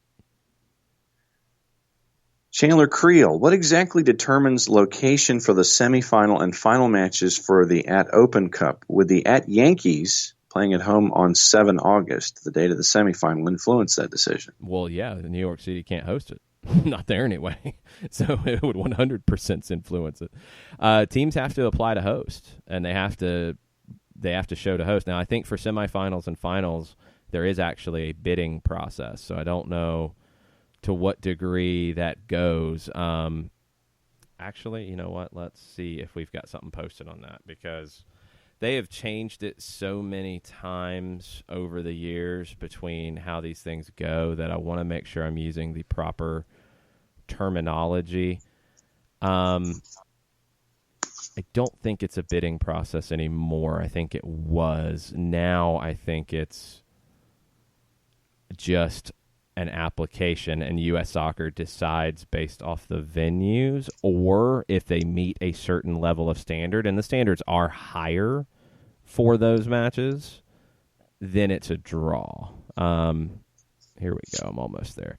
Semifinals and final. Prior to the published deadline, each team who might compete in the semifinal and championship games declares whether they desire to host in each of these rounds using the home game application form. And it's a separate form for semis and championship. Through this form, the applicant names a specific home venue for each game. The venue must be confirmed to be available for the match dates in question and available for the following date in the event a rescheduled match is required. Separate parameters and guidelines apply to these matches. See that form for details. And I am scrolling to see if that form is in the handbook. I think it is. If we're going to do this, we're going to do it right. We're going to make sure we get the absolutely proper definition. If we're reading IFAB rules, we are reading U.S. Open Cup handbook rules for you. All kinds of home team responsibilities, payment forms, venue declaration, home game application for the early rounds, through the quarterfinals. There's a different level of standard for the quarterfinal than the early rounds. Semifinal and championship. Let's see. You have to fill out the form. Semifinal round, a team can petition U.S. Soccer to request a change of match date upon mutual consent of the participating teams. So that plays into it a little bit. Hosting parameters. Teams have to be in good standing, so they had to have done all their paperwork in time throughout the tournament. Event is to be considered a U.S. Soccer event staged by the home team. All presentation elements are subject to the approval of U.S. Soccer. No home team sponsor elements may be part of the presentation except with the approval of U.S. Soccer. It's a U.S. Soccer event. Ticketing. Prices must be approved by U.S. Soccer in advance. Prices must be set at levels not lower than a team's regular season individual rate. So you can't do super discounted to fill up your venue for a semifinal or final. Discounted prices for full or partial season ticket holders, groups, and other constituents allowed, but not more than 25% off the team's regular season individual rate for the semifinal and not more than 15% for the final. So you can give your season ticket holders a discount, but there's limits to how discounted. Complimentary tickets, there are limits to them according to the home team getting a certain amount, the visiting team getting a certain amount, U.S. Soccer getting a certain amount, U.S. Soccer VIPs getting a certain amount, yada, yada, yada. Obligations to suite leaseholders must be fulfilled per the terms of any lease in place at the time of the event. I'm looking for more specific stuff here. Home team is responsible for all expenses and operations of the event, including staging for the post-game award ceremony for the championship match. Field must be free of any markings other than those for soccer. You have to have a training session the day before the game for the visiting team. It's a Nike ball and flag kids for the championship match because Nike is the sponsor for U.S. Soccer. U.S. Soccer holds all commercial, marketing, sponsorship, and broadcast rights for the semifinal round and championship games as outlined in the handbook. U.S. Soccer's exclusive use of the venue's PA system, video screens, matrix boards, yada, yada, yada.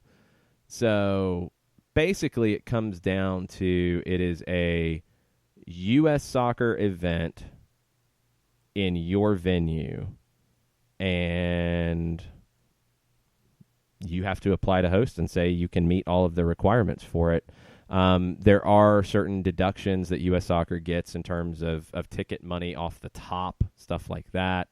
All that plays into it. So if you're able to do that, then you go into the draw. And it sounds like NYCFC, at least at Yankee Stadium, would not be able to do that. And I don't think they would have another venue that they could do that in unless, for some reason, the Mets aren't at home and you could do it at the Mets Stadium. And they've done stuff at Rensselaer also. They could. They could do that if they could book that, although you're going to be getting into UConn football season, so that might be a little bit harder. At least getting people might want to see NYCFC instead of UConn football. That's debatable. They're just not good. What else we got on the Twitters? All right. So Swixter, in our discussion about the IFAB and the KFPM Morning Zoo Crew, he says, close but not quite there. I would argue that kicks missed in which the keeper did not touch the ball, i.e. an errant shot or an infringement into the box by the kicking team, should offset the early jump and the result of the kick should stand. No. Stop. You can't change the rule now. And that's the whole point here, and that's what I want to make clear. The rule should change. There shouldn't be an automatic yellow, period. But you can't do that completely in the midstream, and you can't get to the level that Swixter's trying to get to. This is specifically overseeing the kicks from the mark, and I think a lot of the people that are talking about it now are not realizing the difference here. They can't change it in the run of play because you've already had half of a tournament played under a certain rule. You can't do that. And you have yellow card accumulation that is still active from the early rounds. You can't now say, well, you don't get the yellow here or whatever about other changes to the rule because it hasn't worked. This is specifically to the shootout portion because you haven't had that. So you're able to tweak a change to that because you haven't had it have any effect on the competition yet.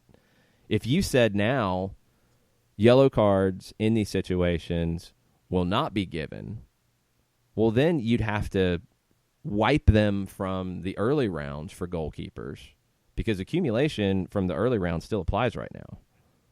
It's cleared after the quarterfinal round. You can't do that. So any other changes to it right now you can't do in this competition. This is a change for this competition. It's not a change to the laws of the game. That's a very important distinction when we have this conversation. So there's nothing else they can do in this tournament. It is what it is for now.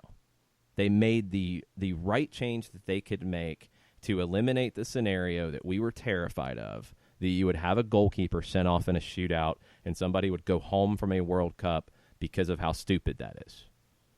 They fixed that, and they should be applauded for it. Now let's go back to the larger conversation about the rule as a whole, and let's go back to Swixter's comment, and what was it? Swixter's comment was, as I was going to other things, I would argue that kicks missed in which the keeper did not touch the ball, i.e. an errant shot, or an infringement into the box by the kicking team, should offset the early jump, and the result of the kick should stand. There's a lot to unpack in that. One, VAR is not looking at infringement in the 18, and that's part of this conversation. VAR, at least in leagues that are going to do it, the Premier League is not. Others are going to make this decision. I would assume that a lot are not if the Premier League is going to go along with that, considering the FA is the major part of IFAB, and the English Premier League is saying, yeah, we're not following that part. I'm going to assume that they're not going to have VAR look at this after this tournament because it's been a big talking point for a stupid reason. Now, when you take that out of it, because VAR doesn't look at the infringement, and that's something that I argued, that if they're going to look at the coming off the line and the kicker stopping in their run-up, they have to look at the infringement as well because everything's equal.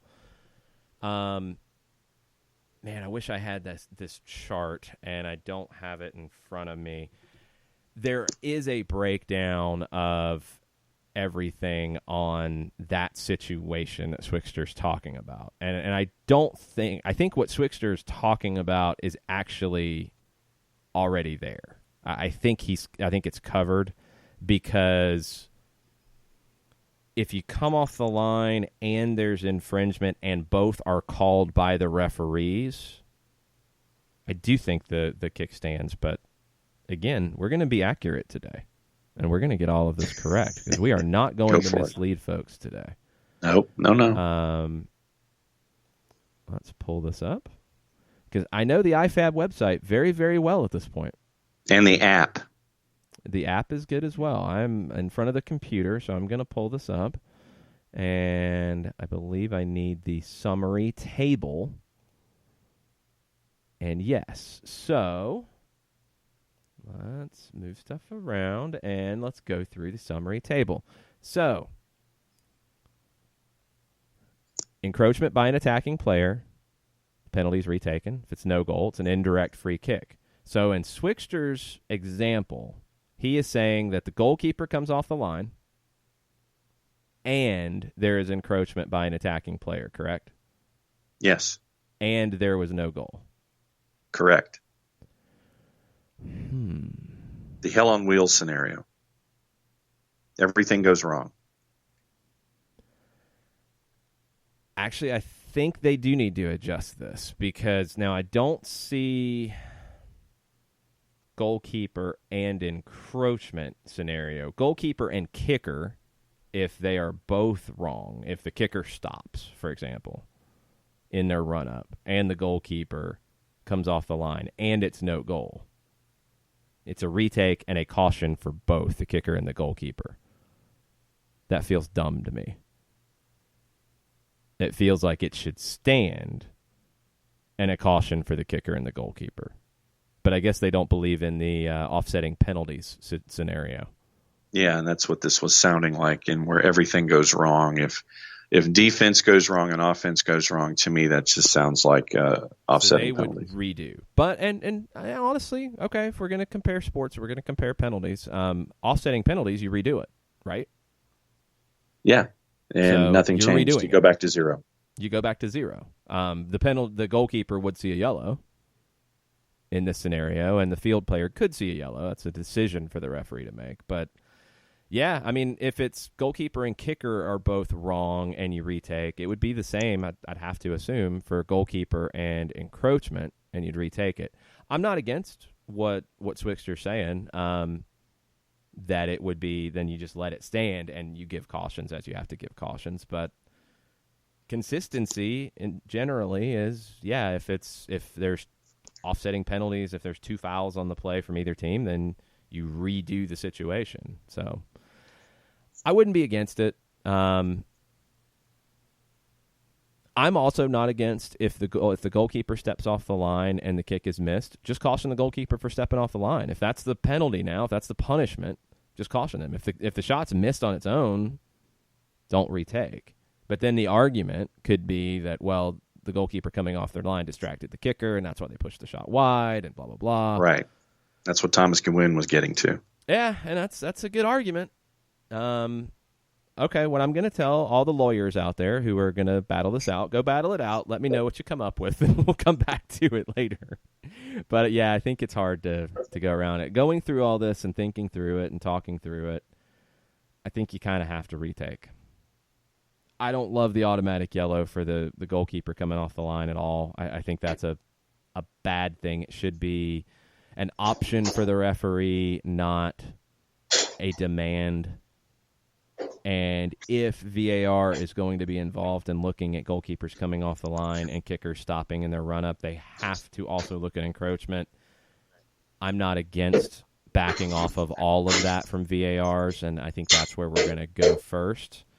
But that does lead to the scenario, and it came up when I retweeted the IFAB situation. Coach Ice Trey Joyner on Twitter said, although it's a good look and an act of good faith, the fact that they are even reviewing penalties to see if the keeper moved is ridiculous. That particular call should be left on the field to the officials in real time. Keepers move 80% of the time, always has been. Yeah, but it's never been called. But it's in the rules. And that's the problem that you have. And that's why I keep saying it's a laws of the game issue, not a VAR issue. Because it's been in the laws of the game forever, as far as I know. And it's barely been called. They rewrote the law to allow only 1 foot on the line instead of 2. And they said, we're going to enforce this using video assistant referees. So they said, we're going to give you leeway and give you a foot, but we're actually going to enforce the law now. If, as Trey says, they could modify the wording behind the enforcement of VAR in a specific case, there's literally an AR's only responsibility is to watch the line.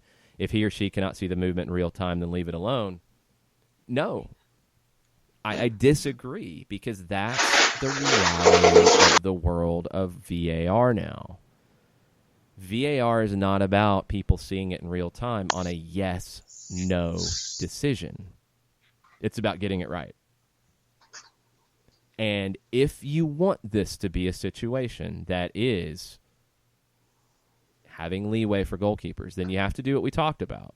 You have to have the wording in the laws of the game to say a reasonable distance, a stride, whatever, and codify it. So then it can actually be called the right way, because it's not effective. It's not right. It's not the way to have this work if it is a situation where it's in the laws of the game, but the referees wink, wink, nudge, nudge, don't call it. There's no consistency there, because when it gets called, it's insanity, and it should be. Another rule that is a wink, wink, nudge, nudge. Go ask Canada about goalkeepers having the ball longer than 6 seconds. Yeah. Go ask the Canadian women's team about that one. See what they say. See if they punch you in the face, first off.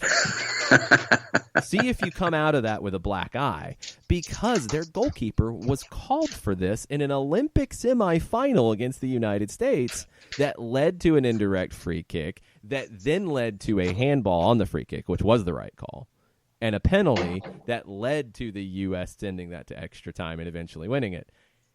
How many times have you seen a goalkeeper called for 6 seconds? Like, that would be my example.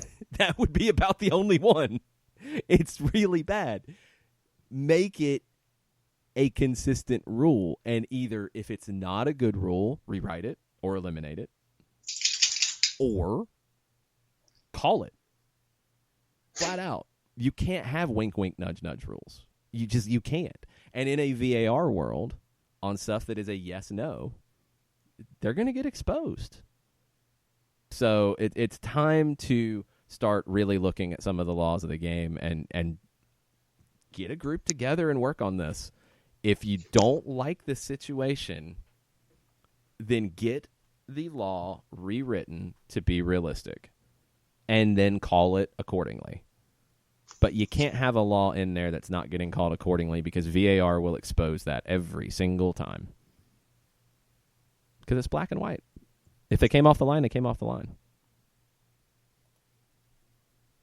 Well, then, of course, you have the way that VAR was implemented in and around Edinson Cavani yesterday, which was completely and totally off. I did not see that one. Explain that. Well, I'll just have people go, and in the match against Japan, VAR was misused once and then not used a second time, both against Japan in their match yesterday. And yep, and that's a different issue. Well, and in the consistency of use, in the one where it was used, I would have loved to have known where the actually penalty happened, where the Japanese defender was already in the air going after a ball.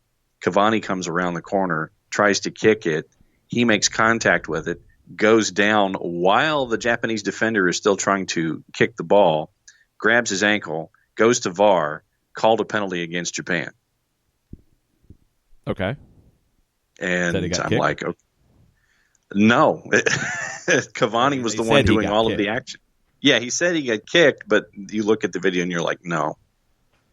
Cavani was the one who was doing all the action. But is that the mechanics of VAR? That's just bad refereeing.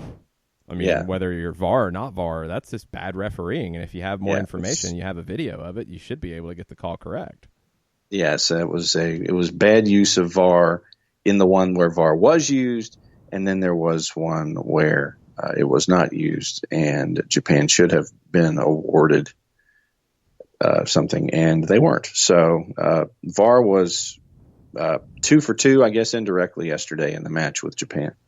Thomas Drummond almost had me covered with the graph, but what I was looking for, and it's not in the laws of the game website, and this isn't quite it. This is infringement for encroachment entering the 18, the attacking or the defending player. But again, if both do it, the penalty's retaken. So if the goalkeeper comes off the line and there is encroachment, which isn't specifically said, but by using our common sense in all of this, the penalty has to be retaken. That's the consistent thing here. The other option is as Wickster's saying, you let, if there are infringements both ways, you let the result of the situation stand. That's not consistently how it's done across sports and in other situations. So I understand why it is the way it is. I wouldn't have a problem with it if they said it stands, but you still have to give whatever yellows are appropriate.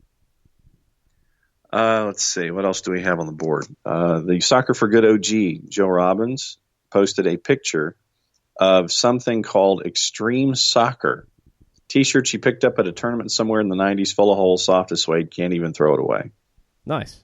I have a old Atlanta Ruckus T-shirt that is like that. It's falling apart, and it's one of those like it was in 1995, and their whole advertising campaign was pretty aggressive about the Falcons were bad at that time, so they were throwing shade at the Falcons. They were throwing shade at the Braves because baseball was coming off a strike year that didn't have a World Series, and they were basically saying our players are tougher than you.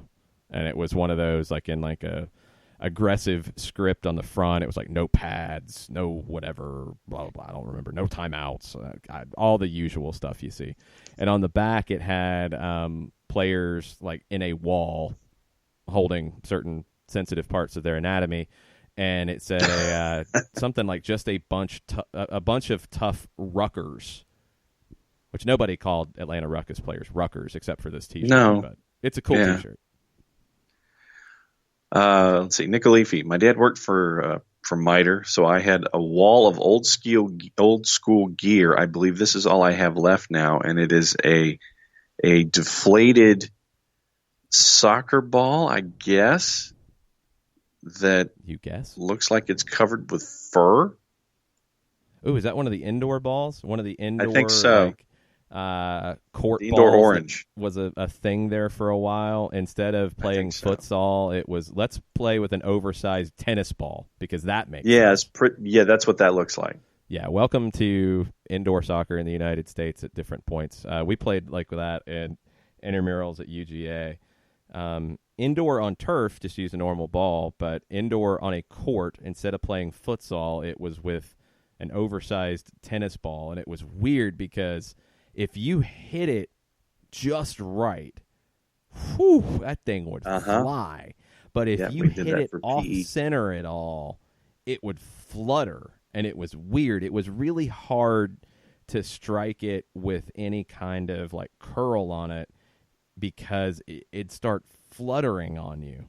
But if you hit it dead on, man, that was rough as a goalkeeper when you deal with those. I think I was the only one either dumb enough or crazy enough. I'm going to go crazy for my own good. To play goalkeeper in indoor and intramurals at UGA. Mm-hmm. And that thing, when people hit it just right, it would leave a mark on you. Yes, it would. Had those in PE that we would do indoors when we'd have to be inside for one reason or another. Yeah, they were. And Daniel Price's fantasy team name is better than John's fantasy team, so full credit. Daniel Price gets bonus points this week if I have anything to say about it. I'm not the commissioner, so I don't, but I tried. TB Flowers talking about the shorts, and this was definitely part of the shorts with the short inseam at that time. The boxer showing beneath the soccer shorts look was very popular at that point. Don't think there was really a whole lot you could do to avoid it. That was the problem. No. The shorts were too short. That was a dumb thing for a while, but Tito Villalba still likes it. So, well, Larry Bird. But nobody wore baggy shorts at that point. Like that wasn't that Larry Bird liked it. That was nobody did it. No, that was mandated by the league. I guess it was stupid. And then Michael Jordan was really the first one to be like, nah, this is dumb. Give me longer shorts. And then everybody wanted to do it. And then the Fab Five took it to another level. And, people got upset about baggy shorts with the Fab Five. I loved it. Katie Weaver, and she enclosed a picture. One of her youth kids. The coach was very Italian, went rogue on the league uni, instead getting us these knockoff late 80s help us Nick Leafy. Our team name was Italia. Coach Mangano encouraged hard fouling and did lots of yelling. It was a fun season. And they were the knockoff Italy kits from the Diodora days, the really shiny ones from like 1990. Yeah, those were pretty awesome. That's one of Italy's best kits for sure. I think it was 86. It was Diodora who made them for Italy. But yeah, that's absolutely a knockoff of that one. And we are officially caught up on the Twitters, so prize picks. Hold on, that's the ugliest soccer ball I've ever seen, Nick Alifi. That's hideous. And yeah, I think it's kind of a fuzzy. That's the indoor. Miners, that's the indoor fuzzy. MLS match ball for the first couple of years of the league. Loved it. It kind of looked like a volleyball because it was that type of the one that Nick posted. Like the different types of the panels. Yes. I don't know how many panels it is, but it's very different from how soccer balls were traditionally done in the United States. I loved them. I bought that Miter MLS ball the first chance I had, and I know I probably bought 4 or 5 of them, and we used them in practice and games and local leagues and stuff. It was blue and green because that was the colors of the logo at the time. Yep. Yeah, that ball's classic. Loved it. Prize picks. We're caught up. Prize picks. Use the code SDH if you are not signed up to a $4,000 deposit. So if you're really feeling squirrely and you sign up and you use the code SDH, they're going to give you 25% of that matched. So they'll give you $1,000 in your pot to bet with. You can't then like withdraw it because no, that's not how it works. They're going to give you that to play with. So they're going to match up to that 25% of what you initially deposit. They're also going to give you a free $25 two-pick play to get you started. You've got MLS back in the mix this weekend. You have Zlatan on a 9-point board. Yeah. Pozuelo 6, Jesus Ferreira 3, Albert Rusnak 4, CJ Sapong 4, Kai Kamara 6.5. Freddie Montero 5, Mauro Manotas 4.5, Diego Valeri 5. I like that Diego Valeri one. I wish Brian Fernandez was in there. And then you also have Women's World Cup, which the board is not posted for Saturday yet, but it will be. And you'll have that throughout the rest of the tournament. You can mix and match. You can pick a Women's World Cup player and an MLS player on your board. It's all over-under stuff. And remember, for these numbers that we throw at you when it comes to prize picks, they have a scoring system that is incredibly simple. A goal is 5 points, an assist is 3, a shot's a point, a shot on goal is a point, a yellow card's -1, a red card's -2. And the players have to start the game. That's it. Super easy. And you see that number come up, and you are then deciding, is Zlatan going to get me more than 9 points or less than 9 points? And you're just picking an over-under. Very, very, very easy. You've also got PGA, you've got baseball, you've got WNBA. The CFL is on the board. If you are a hardcore Edmonton Eskimos fan, you can pick an over-under on Trevor Harris. Big 3 is on the board. Big 3 is pretty cool, actually. But Big 3, if you think Corey Maggette is going to have a big day for power, he's at 29.7. You could go there. Carlos Boozer on the board. Wow, Baron Davis, Jermaine O'Neal. So you got Big 3 on the board. You've got tennis. Roger Federer is on the board. You've got MMA. I believe you will have College World Series as well. And you've got esports. And, of course, I think you've got to go with the over for Sam4 Soccer 2, who plays for Jungle. 70 points, so that's a big number. And I don't know my scoring on the esports, but, man, that's a huge number. I don't either. Sorry, Sam4 Soccer 2. I might go under on you because that's a massive number. But you have a good name. That's Prize Picks. It's a local company, so very cool. They're also going to post a lot of stuff where you can get specials during the day. So make sure you're following them on Twitter, set your on alerts, Instagram, download the apps, set the alerts, be ready to go. It's a lot of fun, daily fantasy. It's super easy. So go check out my Prize Picks and use the SDH code when you sign up. Let's see. Man, I got to study Kefsey. Yeah. Daniel Price has signed for fantasy. Kefsey says he had some black Diodora cleats all through high school with an Italian flag and a little Azzurri blue, too. I think I had those. But that might have been on. I didn't have the blue, but I think the Italian flag might have been on a lot of their different boots. Diodoras were pretty good. I liked Diodoras. I mean, for me, ranking, I was always partial to Nike. I liked them a little bit better than Adidas. It was a very slight 1-2. But I would go Nike. On boots especially, I would go Nike. On gear, I probably would go Adidas. Out of the other brands, Diodora, Puma, Lotto. What else did I wear at one point or another? I wore a pair of miters as a kid. Lanzeras. I had some Lanzeras. They tried to make a big push. It didn't really work. John Harkes wore Lanzeras in England, so I wore Lanzeras. Did I wear it? Oh, I wore some. One of the last teams I played on in co-ed at Silverbacks, I wore a pair of boots from Mexico. Concord was the brand. They're actually pretty big down there. They were like burnt orange. They were hideous looking. But we wore orange. We were Jaguares USA. We wore all orange kits, so I wore orange boots just to be even more obnoxious. They were actually pretty good. I kind of liked them. They were very cheap at Plaza Fiesta. And I believe, sir, we are caught up.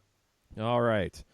We will have a special World Cup date today where we preview the knockout round of the Women's World Cup. We are going to give you that right now because it starts tomorrow. There's no games today, so it's very strange. It's like, wait a minute, what am I supposed to watch this afternoon? Oh, nothing. That's not cool. Germany-Nigeria is the first match. Nigeria didn't know they were in until the final game ended yesterday. They didn't know they were in until after 5 o'clock Eastern time on Thursday, and now they're playing Germany at 11:30 a.m. Eastern time on Saturday. There's prep for you. Yeah, because they could have been playing somebody else earlier in the day. So that's what's hard about it, is it wasn't even that, well, you knew you were playing Germany, you just didn't know if you were getting in. You could have been matched up elsewhere, and that would have been just craziness. So Germany, Nigeria kicks us off tomorrow at 11:30. Norway, Australia, sneaky good game, that one. 3 o'clock tomorrow. Sunday, England and Cameroon. 1990 World Cup, one of the best matches of all time in the quarterfinals. We'll see if this Cameroon team can give England that.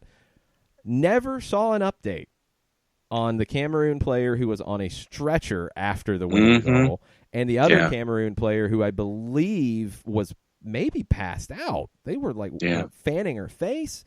Never got an update. Insane that we never got a clear update on any of that yesterday.